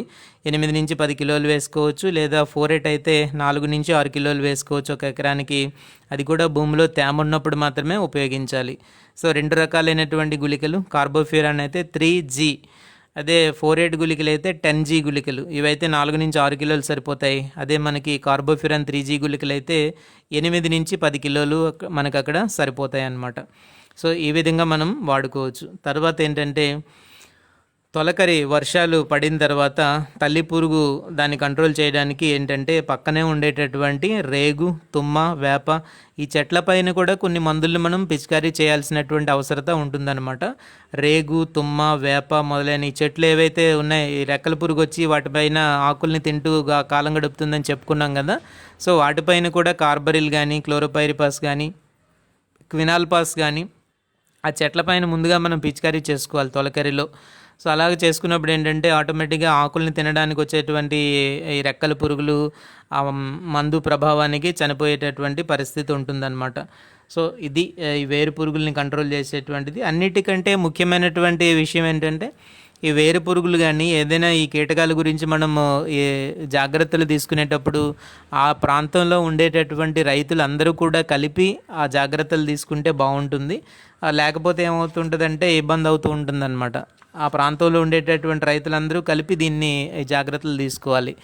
లేకపోతే సరిగ్గా కంట్రోల్ అనేటువంటిది జరగదు. ఒక దగ్గర కంట్రోల్ అవుతూ ఉంటే మరొక దగ్గర వాటి తాలూకు ఉధృతి అనేటువంటిది పెరుగుతూ ఉంటుంది. కాబట్టి వేరుశనగ సాగు చేసేటటువంటి రైతులు చేయాల్సినటువంటి పని ఏంటనంటే ఏదైతే మనం రక్షణ చర్యలు ఇవన్నీ చేస్తున్నామో అవన్నీ కూడా సామూహికంగా అందరూ కలిపి ఒకేసారి చేసినప్పుడు ఒకేసారి ఇది మనం దాని బెడద నుంచి మనం కాపాడుకోవచ్చు అన్నమాట. లేకపోతే మాత్రం ఒక దగ్గర కంట్రోల్ అవుతున్నట్టే ఉంటుంది, వేరే దగ్గర దాని తాలూకు ఉధృతి పెరుగుతూనే ఉంటుంది. సో ఇదన్నమాట. కాబట్టి మీకు 2 రకాలుగా ఈ వేరు పురుగుకు సంబంధించి అలాగే ఎర్ర గొంగళి పురుగుకు సంబంధించి 2 అంశాలు మనం చూస్తూ ఉంటాం. వీటి తాలూకు జీవిత చక్రం అనేటటువంటిది 1 ఇయర్ కొనసాగుతూ ఉంటుంది. సో దాదాపుగా 1 ఇయర్ కానీ 9 నెలల నుంచి 1 ఇయర్ వరకు 12 నెలల వరకు కొనసాగుతూ ఉంటుందన్నమాట. కోశస్థ దశ, 2 రకాల కోశస్థ దశలు కూడా భూమిలోనే జరుపుకుంటూ ఉంటాయి. కాబట్టి మనం వేసవి దుక్కులు అనేటటువంటివి చేయాలి. వేసవి దుక్కులు చేయడం ద్వారా భూమి లోపల ఉండేటటువంటి ఈ కోశస్థ దశలు మనకు డౌట్ రావచ్చు అనమాట. ఎప్పుడు వేసవి దుక్కు చేయమంటారు, భూమిలో కోశస్థ దశలు ఏంటి, ఎక్కడో జరుగుతాయి కదా అని. మనకి ఇవే ఎగ్జాంపుల్స్ అనమాట. ఎర్ర గొంగళి పురుగు దాదాపు 8 నుంచి 12 నెలల పాటు భూమిలో కోశస్థ దశలో ఉంటుంది. అలాగే వేరు పురుగు కూడా దాదాపు 12 నెలల పాటు ఆ భూమిలో ఉంటుందన్నమాట. సో ఇంకా తొలకరి వర్షాలు పడే టైంలో దాని నుంచి రెక్కల పురుగు బయటకు వస్తుంది. మళ్ళీ అది సంపర్కం చేసుకుని గుడ్లు పెడుతుంది. గుడ్లు కూడా మళ్ళీ భూమిలోనే పెడుతుంది. ఇదన్నమాట. ఈ విధంగా వాటి తాలూకు యాక్టివిటీ ఉంటుంది. కాబట్టి ఏ పాయింట్ దగ్గర అయితే మనం వాటిని అదుపు చేయగలమో మనం చూసుకుని జాగ్రత్తగా అదుపు చేయగలిగితే వాటి ఉధృతిని మనం బాగా తగ్గించుకోవచ్చు. వేరుశనగలో ఎక్కువగా అనమాట. ఎందుకంటే నేలలోనే కదా వేరు శనగ కాయలు అనేటువంటివి ఉంటాయి. వేరుశనగ కాయలు అనేటువంటివి ఉంటాయంటే వేర్లకి కాస్తాయని మాత్రం మనం అనుకోవడానికి అయితే లేదు. చాలామంది అగ్రికల్చరల్ డిప్లొమా చదివినటువంటి వాళ్ళందరూ అనుకునేది ఏంటంటే వేరుశనగ కాయలు అనేటువంటివి మొక్క తాలూకు వేర్లకి కాస్తాయి అనుకునేటువంటిది. సో చాలామందికి అదే ఉద్దేశం ఉంటుంది, అందుకే వేరుశనగ అన్నారని చెప్పేసి. కాకపోతే పైనుంచి ఓడలు క్రిందికి భూమిలోకి దిగి కాయలు ఏర్పడతాయి అనేటువంటి విషయాన్ని దయచేసి గుర్తుపెట్టుకోవాలి. సో ఈ ఓడలు భూమి లోపలికి దిగాలి అని అంటే ఇసుక నేలలో ఉండాలి. నేల లూజ్గా ఉండే పరిస్థితులు అయితే అవి లోపలికి బాగా దిగి మంచి కాయలు ఏర్పడేటువంటి పరిస్థితి ఉంటుందే తప్ప ఇప్పుడు వేర్లకి బొడుపులు వచ్చినట్టుగా వేర్లకి కాయలు కాయడం అనేటువంటిది ఏది కూడా ఉండదు. అది మనము టెక్నికల్గా కొంత గుర్తుపెట్టుకోవాలి. ఇదన్నమాట. సో ఇవి పెస్ట్లు. దాదాపు మనం 4 ఇంపార్టెంట్ పెస్ట్ల గురించి నేను చెప్పడం జరిగింది. 4 ముఖ్యమైనటువంటి పెస్ట్ల గురించి నేను చెప్పాను. మిగిలినటువంటి పెస్ట్ల గురించి రేపు చెప్తే రేపుతో ఇది కంప్లీట్ అయిపోతుందన్నమాట. కాబట్టి ఒకేసారి అన్నీ ఎక్కువ చెప్పుకున్నా మీకు కొంచెం కన్ఫ్యూజన్ అనేటువంటిది ఉంటుంది. ఒకసారి ఏదైతే నేను క్లాస్ చెప్తూ ఉంటానో అది ఒకసారి ఆ మెటీరియల్ మీరు ఒకసారి తీసి జాగ్రత్తగా దాన్ని మరియు ఒకసారి చదివితే మీకు రివిజన్ అయిపోతుంది. టైం వేస్ట్ కాకుండా ఒకసారి రివిజన్ అయిపోతుంది అన్నమాట. కాబట్టి వీలైనంత వరకు ఎప్పటికప్పుడు రివిజన్ చేయడానికి ప్రయత్నం చేయండి. చెప్పింది జాగ్రత్తగా ఒక గంట, నేను ప్రతిరోజు ఒక గంట చెప్తున్నాం కాబట్టి ఈవినింగ్ అరౌండ్ 5 ఆ టైంలో ఒక గంట ఈ క్లాసులు చెప్తున్నాం కాబట్టి జాగ్రత్తగా వినండి. కొన్ని ఇంపార్టెంట్ బిట్స్ అన్నీ కూడా మీకు ఇందులో వస్తూ ఉంటాయి. అవి ప్రత్యేకంగా మీకు ఎక్కడో దొరకాలని అంటే దొరకవు. ఎగ్జామినేషన్ రాసే టైంలో అవును కదా అప్పుడెప్పుడో ఒకసారి చెప్పినట్టున్నారు కదా అని చెప్పి మనకి అనిపిస్తూ ఉంటుంది అనమాట. కాబట్టి వీలైనంత వరకు క్లాసులు అయితే మిస్ అవ్వకండి. తక్కువ మంది వచ్చినా పర్లేదు, ఒక్కరు వచ్చినా సరే నేను చెప్తాను, నో ప్రాబ్లం. నేను చెప్పాలని అనుకున్నాను కాబట్టి ఒక్కరు ఆన్లైన్లో ఉన్నప్పటికీ నేను చెప్తాను. దయచేసి నాకు అలాంటి ఫీలింగ్స్ అయితే ఏమీ లేవు. మనం చెప్పేటటువంటి క్లాసు ఒక స్టూడెంట్కి బెనిఫిట్ అయినా కూడా దాంట్లో చాలా మనకి ఆనందం అనేటువంటిది ఉంటుంది. పొలోమను 100 కొద్ది మంది రావాల్సినటువంటి అవసరం అయితే లేదు. ఆసక్తి కలిగినటువంటి వాళ్ళు కొద్దిమందే మనకి చాలు. కాకపోతే చాలామందికి ఏంటంటే విషయం తెలియదు, అందుకే నేను షేర్ చేయమంటున్నాను అనమాట. ఇలాగా జరుగుతుంటాయి క్లాసులు అనేటువంటి విషయం కూడా చాలామందికి తెలియదు. ఈ రోజుల్లో ఫేస్బుక్ అకౌంట్ అనేటువంటిది చాలామందికి ఉంటుంది. నాకు తెలిసినటువంటి విషయం ఏంటంటే మన అగ్రికల్చరల్ డిప్లొమా చదివినటువంటి వాళ్ళలో దాదాపు ఒక 50% మందికి ఈ రోజుకి కూడా ఫేస్బుక్ అకౌంట్స్ అనేటువంటివి లేవు. ఈ మధ్యకాలంలోనే నాకు ఆ సంగతి తెలిసిందనమాట. చూడండి మనం ఇంకా ఎంత వెనకబడి ఉండడం జరిగిందో. చాలామందికి స్మార్ట్ ఫోన్స్ లేవు. అంటే అది అనేక రకాల అంశాలు వాటిని ప్రభావితం చేస్తుంటాయి. ఇంట్లో ఉండేటటువంటి ఆర్థిక పరిస్థితులు ఇలాంటివన్నీ కూడా వాటిని ప్రభావితం చేస్తూ ఉంటాయి అనుకోండి. దాన్ని మనం ఏమీ అనలేము. కాకపోతే అటువంటి పరిస్థితుల్లో ఉన్నామని నేను చెప్తున్నాను అనమాట. ఈ సోషల్ మీడియాలో ఎక్కువగా బాగా యాక్టివ్గా ఉండేటువంటి వాళ్ళు చాలా తక్కువ పర్సెంటేజ్ అనమాట. నాకు తెలిసినంత వరకు ఒక 10% లేదా 15% మనం ఓవరాల్గా టోటల్ స్టూడెంట్స్ని మనం దృష్టిలో పెట్టుకుంటే ఒక 10 to 15% మాత్రమే సోషల్ మీడియాలో లేకపోతే ఫేస్బుక్, వాట్సాప్ వీటన్నిటిలోనూ కూడా యాక్టివ్గా ఉంటారు తప్ప మిగిలినటువంటి వాళ్ళందరూ కూడా అంత యాక్టివ్గా ఉండేటువంటి అవకాశం లేదు. కాబట్టి నేనేం చెప్తున్నానంటే వీలైనంత వరకు వాళ్ళకి కూడా చేరే విధంగా ఇలాగ ఒకటి ఉంటుంది అనేటువంటి విషయాన్ని అయితే తెలియపరచండి. తెలియపరచడం ద్వారా వాళ్ళు కూడా రావడానికి కొంతవరకు ప్రయత్నం చేస్తారు. ఈ లాక్డౌన్ టైంలో ఇంతకన్నా వేరే దారి అయితే మాత్రం ఏం లేదు. ఇది ఒక బెస్ట్ వే అని నాకు అనిపించింది. అనేక ప్లాట్ఫామ్స్ ఉన్నాయి, యూట్యూబ్లో రావచ్చు, లేకపోతే జూమ్ అప్లికేషన్లో రావచ్చు, ఇంకా అనేక రకాలుగా రావచ్చు. కానీ వీటన్నిటికంటే కూడా బెటర్గా ఇదే ఉంటుందని నాకు అనిపించింది అనమాట.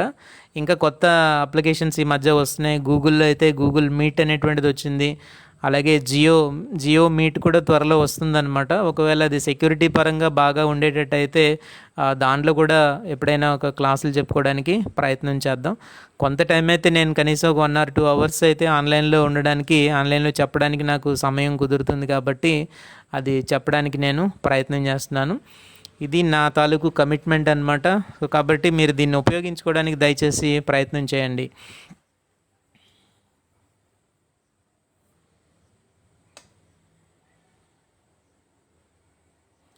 శర్మ గారు వెల్కమ్. నేను మీ మెసేజ్ చూడలేదు శర్మ గారు. వెల్కమ్, స్వాగతం. శర్మ గారికి ఫ్లో, టెంపో, వాయిస్ అన్నీ కూడా సూపర్ అంటున్నారు. Thank you very much. మీరే దీని అంతటికీ ఇన్స్పిరేషన్ ఒక రకంగా.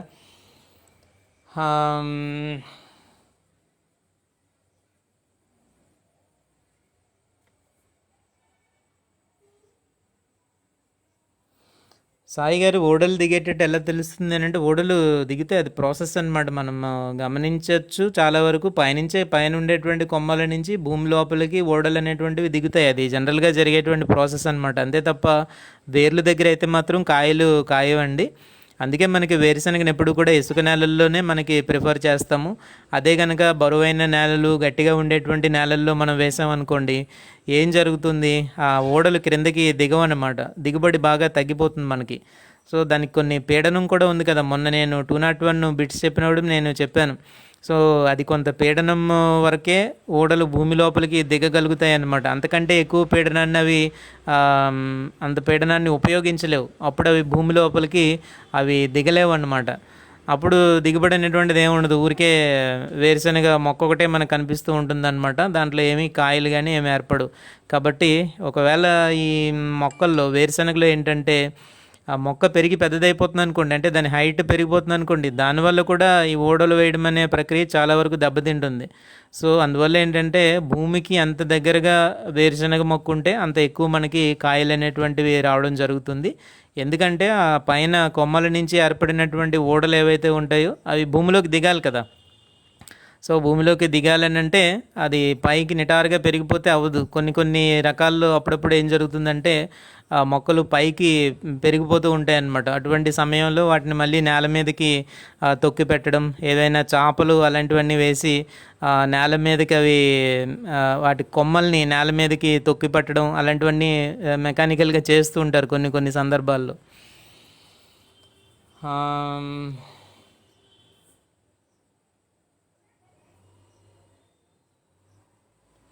కొంచెం కనిపించలేదు.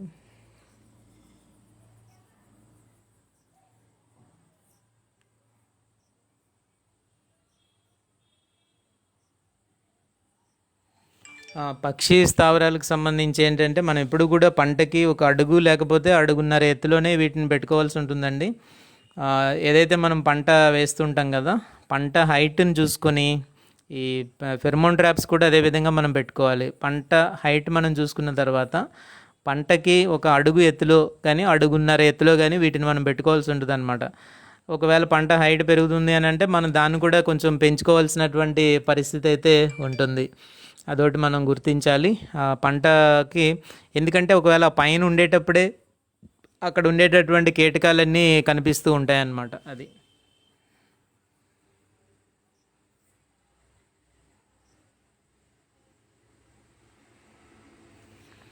అలా బెస్ట్ అనేటువంటిది ఏమీ లేదు. ఇప్పుడు ఏది బెస్ట్ అనేటువంటిది ఏమీ ఉండదు. అది ఆయా ప్రాంతాలను బట్టి ఉంటాయన్నమాట.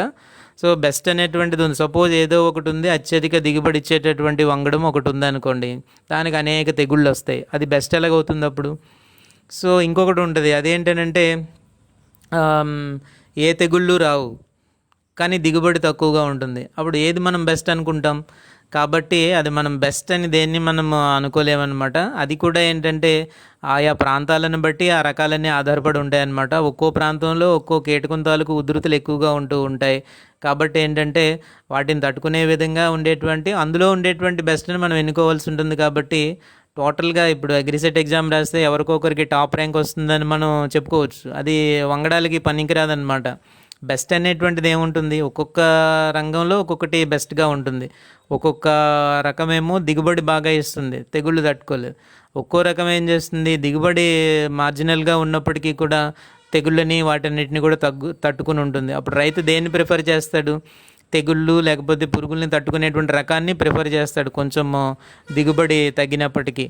అదనమాట. అత్యధిక దిగుబడి వచ్చేటువంటి రకాలు ఉంటాయి, కానీ వాటికి అనేక సమస్యలు అనేటువంటివి ఉంటాయి. కాబట్టి అప్పుడేమవుతుంది, ఏదైతే రెండో రకం ఉందో ఆ దిగుబడే ఫైనల్గా మనకి మిగులుతుంది అనమాట. అలాంటప్పుడు అనవసరంగా ఈ పురుగు మందులకి వీటన్నిటికీ ఎందుకు దాన్ని చేయాలని చెప్పేసి రెండో రకానికే మళ్ళుతూ ఉంటారు. బెస్ట్ రకం అనేటువంటిది ఏది ఉండదండి.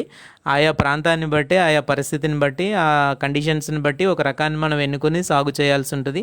అది వేరుశనగ ఒకటే కాదు, అనేక పంటలు మనకు ఉండేటటువంటి పంటలన్నీ కూడా అదేవిధంగా మనం సాగు చేయాలి. ఎప్పుడూ ఏది బెస్ట్ అనేటువంటిది ఉండదు. నిన్న బెస్ట్ అనేటువంటిది ఈరోజు లీస్ట్లోకి వెళ్ళిపోవచ్చు అనమాట. పరిస్థితులు మారిపోతూ ఉంటాయి కొన్ని కొన్ని సందర్భాల్లో. మనకి తెలుసు కదా, ఎంటమాలజీకి సంబంధించి ఏంటంటే అప్పటి వరకు మైనర్ పెస్ట్ అని అనుకుంటాం, అదే మేజర్ పెస్ట్ అయి కూర్చుంటుంది అనమాట. మైనర్ పెస్టే కదా, పర్వాలేదు, దీన్ని పెద్దగా మనం పట్టించుకునే అవసరం లేదు అనుకుంటాం. అదే మేజర్ పెస్ట్ అయిపోతూ ఉంటుంది. ఇంతకు ముందు రోజుల్లో హెల్మింతోస్పోరియం ఒరైజే అనేటువంటి దాన్ని అలాగే అనుకున్నారనమాట. ఇది బాగా మైనర్, అక్కడక్కడ కేవలం కనిపిస్తుంది తప్ప పెద్దగా దీని ఉధృతి కనుక ఏమీ ఉండదు అనేటువంటిది శాస్త్రవేత్తలు రైతుల తాలూకు ఇదనమాట. సడన్గా అది ఒక్కసారిగా విజృంభించిన తర్వాత ఎంతమంది, దాదాపు 20 మిలియన్ల మంది వరకు 22 మిలియన్ల మంది చనిపోవడం అనేటువంటిది జరిగింది కరువు వల్ల. హెల్మింతోస్పోరియం స్పాట్ ఉంది కదా, గోధుమ రంగు ఆకుమచ్చ, బ్రౌన్ స్పాట్ అని అంటాం అనమాట. అది సడన్గా మేజర్ అయిపోయి అనేక మంది కరువుతో అల్లాడిపోయి చనిపోయేటువంటి పరిస్థితిని తీసుకొచ్చాయి. కాబట్టి ఏంటంటే బెస్ట్ అనేటువంటిది ఏది ఉండదు. మీరు ఒకవేళ మీ ప్రాంతానికి ఏది బెస్టో కావాలనుకుంటే లోకల్ వ్యవసాయ అధికారి ఎవరైతే ఉంటారో వాళ్ళని మనం సంప్రదించాలి. లేకపోతే డాట్ సైంటిస్టులు ఉంటారు కదా, వాళ్ళని మనం సంప్రదిస్తే చాలా వరకు మనకి మిగులుతుంది, అంటే ఐడియా వస్తుందన్నమాట. లేకపోతే మనం సొంతంగా నిర్ణయాలు తీసుకుని ఎక్కడైనా బుక్స్లో చదివి ఏది బెస్ట్ అని చెప్పి చేసామంటే పొలంలోకి వెళ్ళేటప్పుడు పరిస్థితులు వేరేగా ఉంటాయన్నమాట. ఇప్పుడు నేను చెప్తున్నాను ఇలాగా, ఇదంతా కూడా చెప్పుకున్న దాంట్లో ఉంటుందన్నమాట. అదే పొలంలోకి వెళ్ళేటప్పటికి నేను చెప్పినటువంటి పరిస్థితుల్లో కూడా అనేక మార్పులు అనేటువంటివి వస్తూ ఉంటాయి. సో ఫీల్డ్ లెవెల్లో ఉండేటటువంటి పరిస్థితులు వేరుగా ఉంటాయి, పేపర్ మీద ఉండేటువంటి పరిస్థితులు చాలా వరకు వేరుగా ఉంటాయి. కాబట్టి రైతులు జనరల్గా చేయాల్సినటువంటిది ఏంటంటే ఎప్పుడు సొంత నిర్ణయాలు అనేటువంటివి తీసుకోకుండా లోకల్గా ఉండేటటువంటి వ్యవసాయ అధికారులను ఎప్పుడు కూడా సంప్రదించాలి. లేకపోతే సైంటిస్టులు ఉంటారు, వాళ్ళ సలహాలు తీసుకుని దాన్ని బట్టి వెళ్ళడం అనేటువంటిది ఎప్పుడు కూడా బెస్ట్ అన్నమాట. అది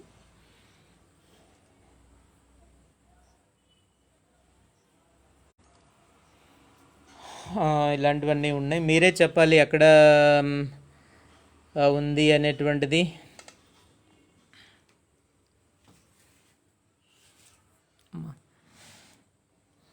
కదిరి రకాలు ఉన్నాయి కదండి, కదిరి రకాలు ఉన్నాయి కదా, సో అక్కడ ఉన్నాయి, తిరుపతిలో ఉంది. దీనికి సంబంధించినటువంటివన్నీ కూడా టీపీటీ రకాలు ఉన్నాయి, అలాగే కదిరికి సంబంధించినటువంటి రకాలు ఉన్నాయి. సో ఇవన్నమాట వేరుశనగ పరిశోధన స్థానాలు ఇవన్నీ అక్కడే ఉన్నాయి, అనంతపూర్ లేకపోతే కదిరిలో అన్నమాట. సరే అయితే ఫ్రెండ్స్, పర్వాలేదు, అటెండెన్స్ పర్లేదు, నాట్ బ్యాడ్. సో రెగ్యులర్గా వచ్చేటువంటి వాళ్ళు రెగ్యులర్గా వస్తున్నారు, అందరికీ కూడా ఇది చాలా సంతోషం. నేను ఈరోజు ఒక వీడియో అప్లోడ్ చేశాను చూడండి, DA 201 బిట్స్ అని చెప్పేసి, కొంచెం అన్ని ఎడిటింగ్ చేసి ఏదో పెట్టాను, అది ఒకసారి మీరు చూడండి. అదేమన్నా ఉపయోగపడుతుంది అనుకుంటే అటువంటి వీడియోలన్నీ తయారు చేసి పెట్టడానికి ప్రయత్నం అయితే నేను చేస్తాను. సో ఇక్కడ ఆపేద్దాం, నాకు టైం ఎంత అయిందో తెలియట్లేదు, ఆల్మోస్ట్ 1 అవర్ ఈజీగా దాటిపోయిందని అయితే అనుకుంటున్నాను. మళ్ళీ రేపు మనం ఈవినింగ్ కలుసుకునేటప్పుడు వేరుశనగ పంటను ఆశించేటువంటి ఇతర పెస్ట్లు ఏవైతే ఉన్నాయో వాటి గురించి మనం పూర్తిగా తెలుసుకుందాం. దాంతో వేరుశనగ కంప్లీట్ అవుతుంది, ఆ తర్వాత వేరే క్రాప్లోకి మనం వెళ్ళిపోదాం. డైలీ మాత్రం నేను ఒక గంట అయినా సరే రావడానికి ప్రయత్నం చేస్తాను. కాబట్టి మీరు ఆ టైంలో నాకు అందుబాటులో ఉండడానికి ప్రయత్నం చేయండి. ఏదైనా డౌట్స్ ఉంటే కింద కామెంట్స్లో మీరు పెట్టండి, లేదంటే నా వాట్సాప్ నెంబర్ 8125443163 ఈ నెంబర్కి వాట్సాప్ చేయండి. ఎప్పుడైనా ఒక ఖాళీగా ఉండేటువంటి టైంలో నేను మీకు రెస్పాండ్ అవ్వడానికి ప్రయత్నం చేస్తాను. రెస్పాండ్ అవ్వకపోయినా సరే దయచేసి ఫీల్ అవ్వద్దు, కొద్ది రోజుల తర్వాత అయినా రెస్పాండ్ అవుతాను. ఎందుకంటే కొంచెం ఈ ఆన్లైన్ యాక్టివిటీస్లో కొంచెం బిజీగా ఉంటాం కాబట్టి. లేదు అని అంటే కింద మెసేజ్ అయినా పెట్టండి, ఈ మెసేజెస్కి కొంచెం తొందరగా రెస్పాండ్ అయ్యేటువంటి పరిస్థితి అయితే ఉంటుంది. సో అందరికీ వచ్చినటువంటి వాళ్ళందరికీ కూడా thank you very much. Saket ఏంటి ఇంత లేట్గా వచ్చారు? సో ఈ క్లాస్ వినండి జాగ్రత్తగా, ఇది కూడా చాలా మంచి క్లాసే. రేపు కూడా ఉంటుంది గ్రౌండ్ నట్కి సంబంధించి, కాబట్టి అది కూడా వినండి. సో కొత్తగా వచ్చిన వాళ్ళందరికీ ప్రత్యేకమైనటువంటి అభినందనలు. అలాగే మన మధ్యలోకి వచ్చినటువంటి నాగేశ్వర శర్మ గారికి కూడా ప్రత్యేకమైనటువంటి అభినందనలు. థ్యాంక్ యూ వెరీ మచ్ మీ కామెంట్స్కి. అందరికీ షేర్ చేయండి దయచేసి. మిగిలినటువంటి వారు రెగ్యులర్గా వచ్చే రెగ్యులర్ స్టూడెంట్స్ అందరికీ కూడా thank you very much. Narayana గారు, స్వాతి, అలాగే శివ, చిన్నపీరయ్య. చిన్నపీరయ్య గారు మంచి బిజీగా యాక్టివ్గా ఉన్నట్టున్నారు వాట్సాప్ గ్రూప్స్లో చూస్తున్నాను. తర్వాత సాయి లెంక గారు, నరేష్ గారు, అలాగే జైరామ్ గంట మీరు ఈ మధ్య రాలేదండి, నాగేంద్ర గారు, అలాగే ఎవరైతే రెగ్యులర్గా వస్తున్నారో అందరికీ కూడా థ్యాంక్ యూ వెరీ మచ్.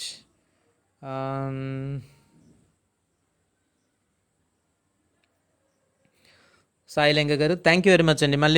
రేపు మనం కలుసుకుందాం. విజయ్ కుమార్ అగ్రి అకాడమీ, సాలూరు, విజయనగరం నుంచి నేను మీ Vijay Kumar. Thank you very much. రేపు మళ్ళీ మనం కలుసుకుందాం. Thank you.